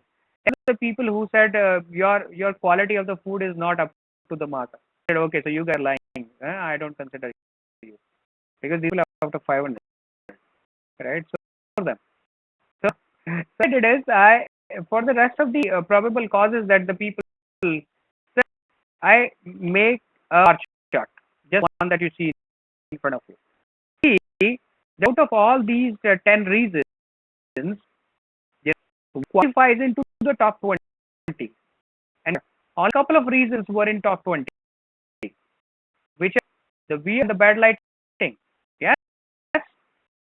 So I went back to Aman. I took both of them, the aroma and the bad lighting case, and we started talking to Aman and say, Aman, buddy, do you remember? We did something like 3-4 months back with the interiors or something. No, we didn't do anything. Why you are asking? And people are complaining that they feel that weird aroma whenever they enter the restaurant. And I never felt it. I said, would obviously not feel it because you like me, you sit here every day, and I don't feel it as well. But feeling it, so we need to, try to recall if we did something. He said, let me think about it. And he comes back to me after 5 minutes and says, Sachin, you know what? So the exhaust of our kitchen at the back of the restaurant initially, right? Well, built his house there, and he used to complain that the entire smoke comes to his house. So we had to take that exhaust from the front. You remember that? So we took the pipe through this warning area, and now the exhaust is on the front. I said, there you go. That's the problem. So then we called up this X-ray chap, right? So you have machines which can X-ray the entire wall. You know this, right? So the background I can tell you. Yeah. So the wall X-ray machine nowadays. So the chap, and I said, can you do an X-ray of this and see if there is a leak? Right? And when he did that X-ray, we could clearly see that there was a crack in the pipe, and which the aroma leaks into the dining hall. Right? Aroma is mostly the oily aroma, because it is what comes out of the smoke, right? So I said, patch it up. So patched immediately. Someone now tell me, the other thing is that people are complaining about that they have those dim lighting, right? So what is with dim lighting? Did we do something? These are the same lights we are using for the last couple of years now. Yeah, 4 months back we and not because there are a lot of people who are saying not to. So let up and then we'll leave it, right? So give me another 5-7 minutes, please. 5 minutes. Okay. Okay. He said what it is. We initially had those light color wallpapers. Now we have changed them with this purple color light paper to make it more romantic. So you remember that we changed. I said, look, now call that white paper, wallpaper guy and change them back into the light color wallpapers now. And now white color reflects the light, right? So that becomes their room becomes more shiny. It becomes more visible. At times skills. So we did both the things, and then we waited, and we had the footfall has increased again. People are again now all 10 tables are filled. Next month onwards, people are sitting outside in the rush hours, and I again and I did it, guys, buying the Paritos. That is so. For the story, you would remember the concept. Is that all of us?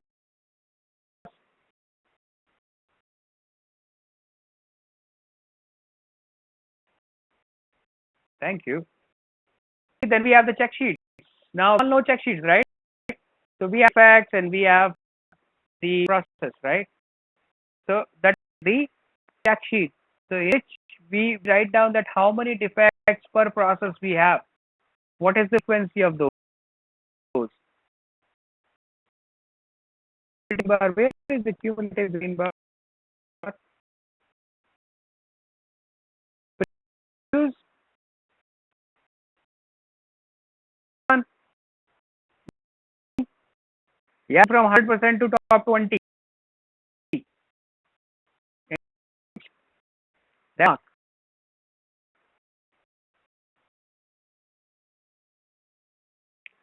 you see,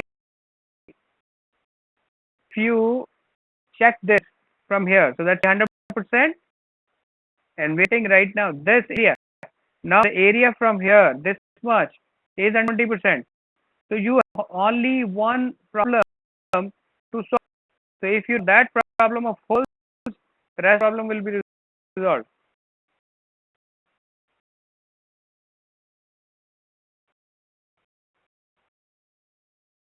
Umang, okay. Then the check sheets, right? You understand check sheets? This is a check sheet that we make to see how many defects are there in what they are, right? That is check sheets. This is part of the quality tools. Cut diagrams, yeah, process. Diagrams are to show a relationship between something which is not correlated. Just like there is a component X and there is a component Y. So although there is no relationship between them, but when there is an increase in X, there is a Y, right? So to produce scatter diagrams, if variables are related, scatter diagrams are used to observe the changes in one variable due to a change in the other. So these are the same scatter diagrams that we have in Excel, right? So you parameters and you make a scatter of it. So to what a trend, I mean, so when one parameter, how it affects the other parameter. Yeah, see, and then we have the concept of Six Sigma. Now, concept of Six Sigma, guys, you understand?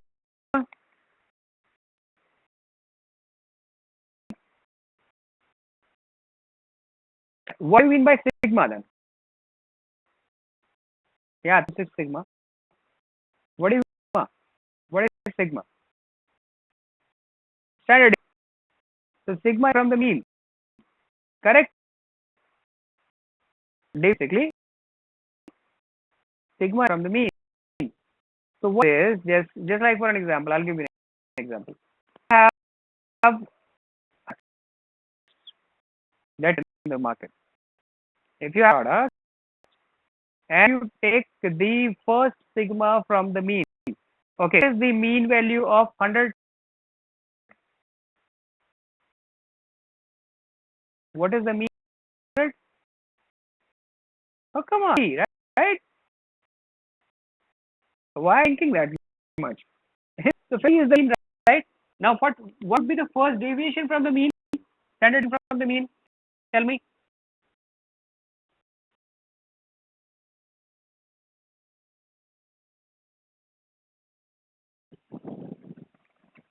What is on the mean here? Come on, guys. Mean, what is deviation? Plus minus.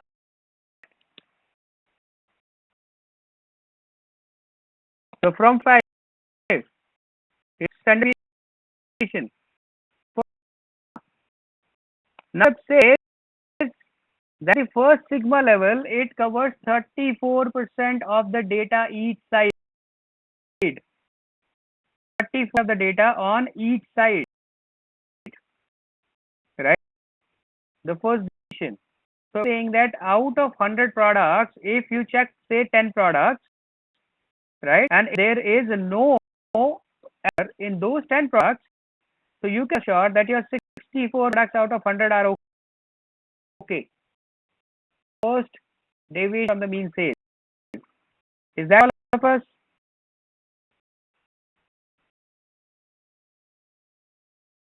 No? Okay. So what is that check? Yeah, coming to that. Check. Anderson, hear me out again. Ice products, okay? What is the product? 50. Right? What is the first deviation? Plus minus 5. Correct? Is that clear? Now plus takes you from 45 to 55, correct? Minus from 50 plus 5 from 50. So that gives 10 elements. From 40 to 55, 10 items, right? Now says that if you are able to test 10 items out of a lot of 100, and if there is no error in those, you can sure there would be at least 64 items, 30 side from, right? There would be 64 items that would definitely have zero errors. So if 60, not 64, yeah, I 68, yeah. So there were 68 of those without an error. That is the first sigma mean. Go to the second sigma, so that minus 10. You go to sigma plus minus 15. You go to 4 sigma plus minus 20. You go to sigma plus minus 25. You go to 1 plus minus 30. So if you did testing on sixth sigma level, right, and all of those items are correct, there's a chance that sixth level covers 99.99966% of the data. So there are 3 per 1 million items. Six sigma. Is that understood now? Yes. You Nokia. Now Roku had a lot of products. 3310. 33. You remember that product? No 3310. Trust, I still have that phone with me. Still have phone with me. And it works. The only thing is I'm not able to figure out where I can buy a battery for that because it's going low nowadays, right? And I'm not able to figure out the battery of that, right? That phone is, have you ever seen a Nokia 3310 in the market which is faulty? I mean, it came faulty in the market, which is not. You would. Why Nokia used to follow the concept of Six Sigma when these products. Motorola hardly find error in Motorola devices. Why they were? I don't know if they are still following it. Mic 1, 2, 3. Guys, come me. So used to follow Six Sigma. Okay, why they had only 3 defects out of 1 million products in the market, and 3 defects are almost zero when it's 1 million product, right? So the example of Six Sigma given here. You see, a manufacturing company produces 100,000 units per day. Random samples of these units are verified to ensure that they are defect free. Thickness of the tire is the parameter for measuring the defects. A tire with thickness more or less than 10 mm is considered to be defective. If the thick all the tires are plotted on a graph and normal distribution bell curve is obtained, one standard deviation from the mean covers 68% of data. That means 68,000 tires lie within one standard deviation of the mean. So if it operates on Six Sigma level, there would be only 3 defects out of million tires manufactured, and 99.99966% of the data would be covered. So that is the concept, right? If you work on Six Sigma level, testing really have any defect in process before they hit the market. So figure out those defects when you in testing itself, right? But these product and the market, the chance of only 3 defects out of a 10. Yeah, that is the concept of Six Sigma. That is you and this is quality assurance, quality control. Yeah, pretty good. Start with the quiz now, and quiz. After that, we'll call it a day. Yeah, go Google Six Sigma. You would have fantastic articles on this. It's more of a concept of uh, uh, belt. You heard about those courses, right? Six Sigma Green Belt, Six Sigma Black Belt, Lean concept, right? Just any of those books, right? So it will give you great details of insight onto this.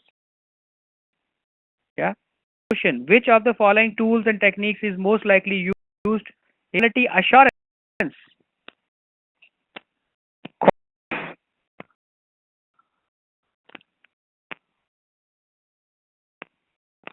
Question. Hmm. NRE, one response, two response, three response, four. Out of you, only four have answered correctly. Okay, now five, six. Okay, so the answer is delta. It is process analysis. You know, I the question is process, right? Yep.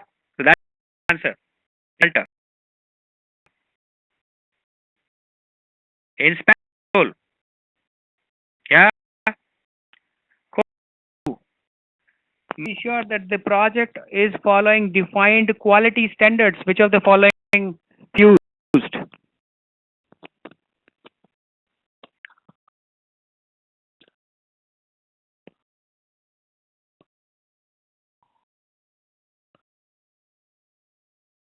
That's the delta quality audit would be used to ensure that following the quality standards. I mean, so that's what we do. Okay.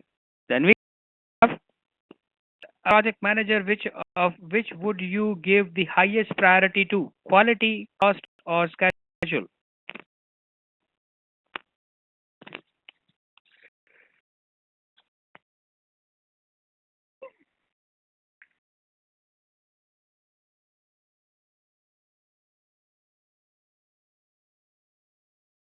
Okay. In alphas and bravos.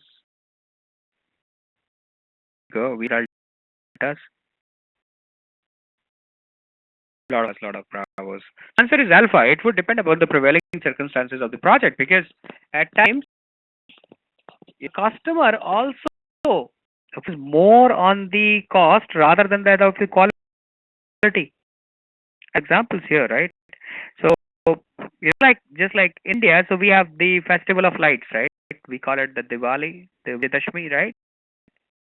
Diwali, we have out of those lightings at our house, right?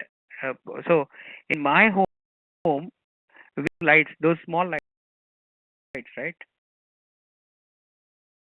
Now we buy them as cheap as 20 rupees, 20 rupees, 25 rupees. But be that they would not run more than 3 days. We still buy them. Yeah. Why? Because we are focusing on cost, not on the quality. So that is why the product, there will be a project manager who produce those products. He also focusing on the cost, not on the quality. Yes.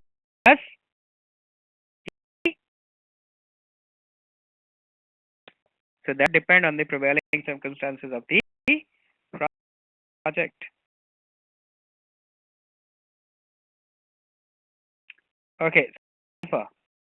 Is encountering numerous problems in his project. He wants to identify the root cause of the problems so that he can focus on them. Which of the following tools should be used? Root cause visual, right? That's it. That's ensuring that quality standards are followed for your project. In which process are quality standards identified?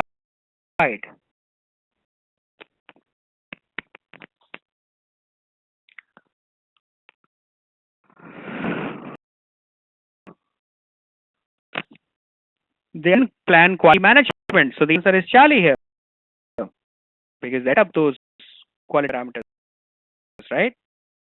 Okay. Which an example of cost of conformance? Easy pick.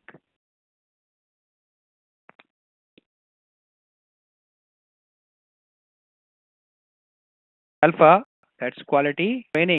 Here's the cost of conformance. Cost work, warranty, and scrap are cost of non conformance, pickings. Hail, class.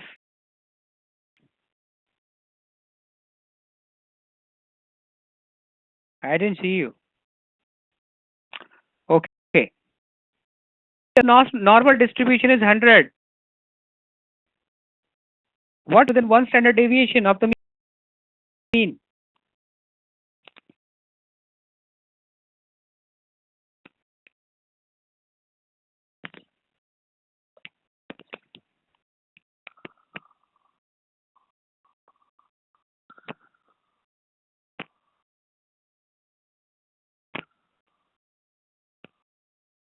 Everard. First time plus minus 34, correct? So 66. 100 is 134. What should be there? 6134, which is bravo. Simple. Side. Yeah. An input to which quality process?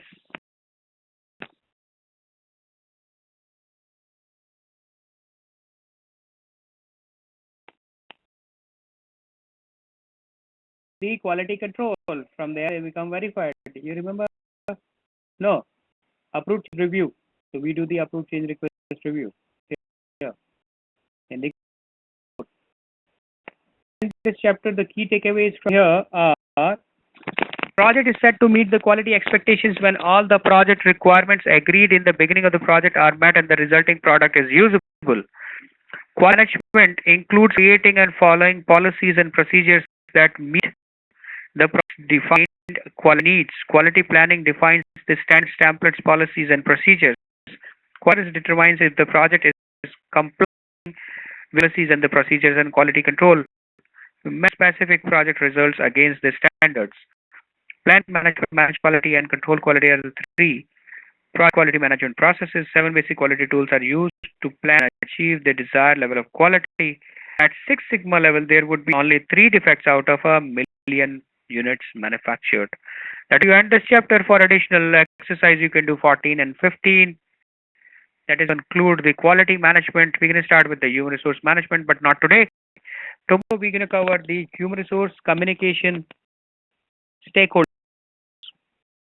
Then we'll do the risk and the procurement in the next class along with the project. Thank you so much. I'm gonna pull out that session ending presentation real quick. We're able to do a couple of chapters, which is good. I'll open this and then call it a day. Okay, so I have a new batch starting from today evening. If there is a friend of yours who wish to join that, so that would be the very first class today evening, 7:30 India time. French. Okay, thank you so much for joining today's session, guys. You can guide us through Simply Talk question and answer help and support section. If the discussion today, can you please explain the 7? I can stay 5 minutes around, not get how to calculate. You would, yes, I can stay back with you, no problem. I'll be more than happy to do that. Okay, guys.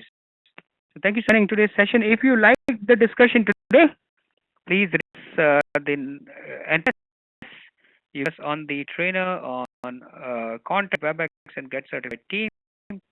Endings below 9 is non-satisfactory for us. So please, if you liked it, 9 or above, share about us on the social media. So you can go Facebook, Twitter, G plus YouTube, anywhere.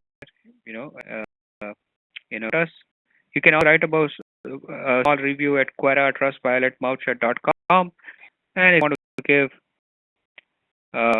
you want to give an on-camera testimonial, you can let us know, and my team will be more than happy to do that for you. Thanks for joining into this session. Have a day ahead, and I shall see you tomorrow morning. Still says only 5 up to 5. What is this, Cyril? Is that it me today?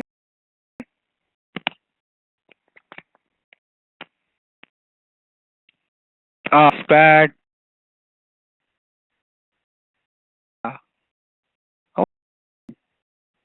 What? You like it? Uh, well, I good discussion today. Tell me how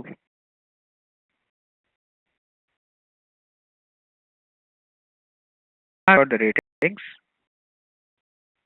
And it is not satisfactory, and you are giving me 5. But say on the feedback there, I never saw that feedback form. It says 1 to 10. You see here?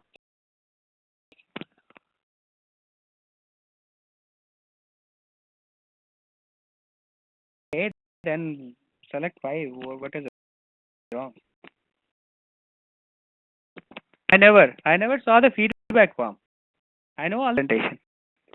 I have the feedback form because if I close that gets closed, right? No feedback form.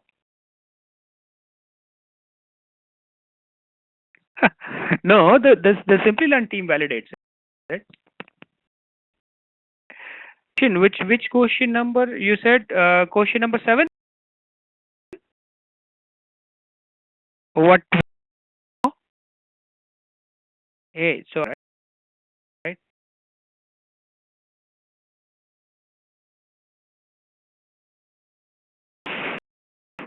The question number 7, right? Now let's do that. You see, so the mean of a normal distribution is 100. If the mean is 100, you know, so that if the mean is 100, that means the total lot size was 200, right?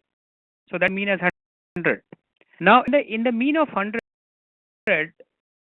that the first standard deviation from the standard from the mean first sigma 34% of the data on each side. So what is the mean? So what would be 34% data? 6, correct? Take it 34%, that goes up to 134. Range.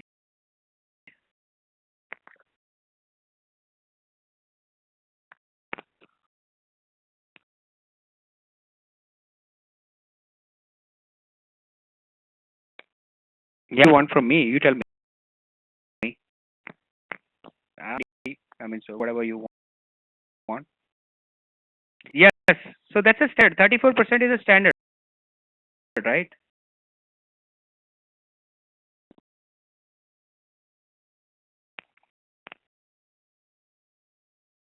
Yes, I know there are questions from that, and that is why we did questions on CPM. We also did the questions on values. We also did the questions on critical path. So I don't know. There would be.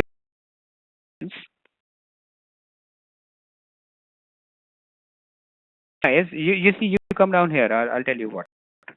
The sigma is, I'll just go back to the sigmas, right? Here, you see, the sigma is 34%. The second is another 14%. The third is plus 2%.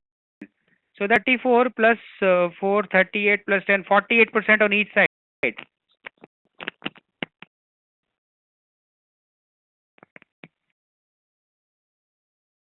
Yeah? So that's a standard. You see that standard deviation 34% first, then 14% on second, then you have percent on the third, and you're going. On sixth, you get 99.99996. Complete. Do a use confused word. Okay, what do you want to know? Tell me.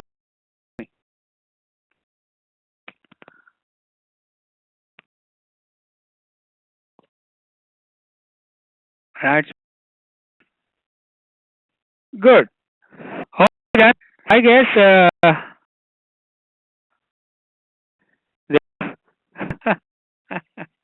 Okay, so I'm gonna stop the sharing now.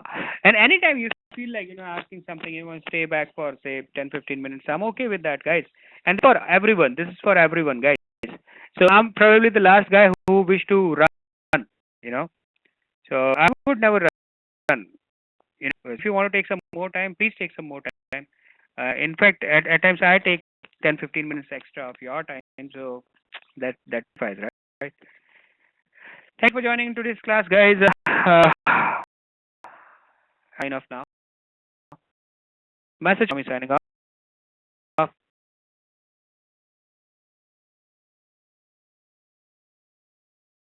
Yep.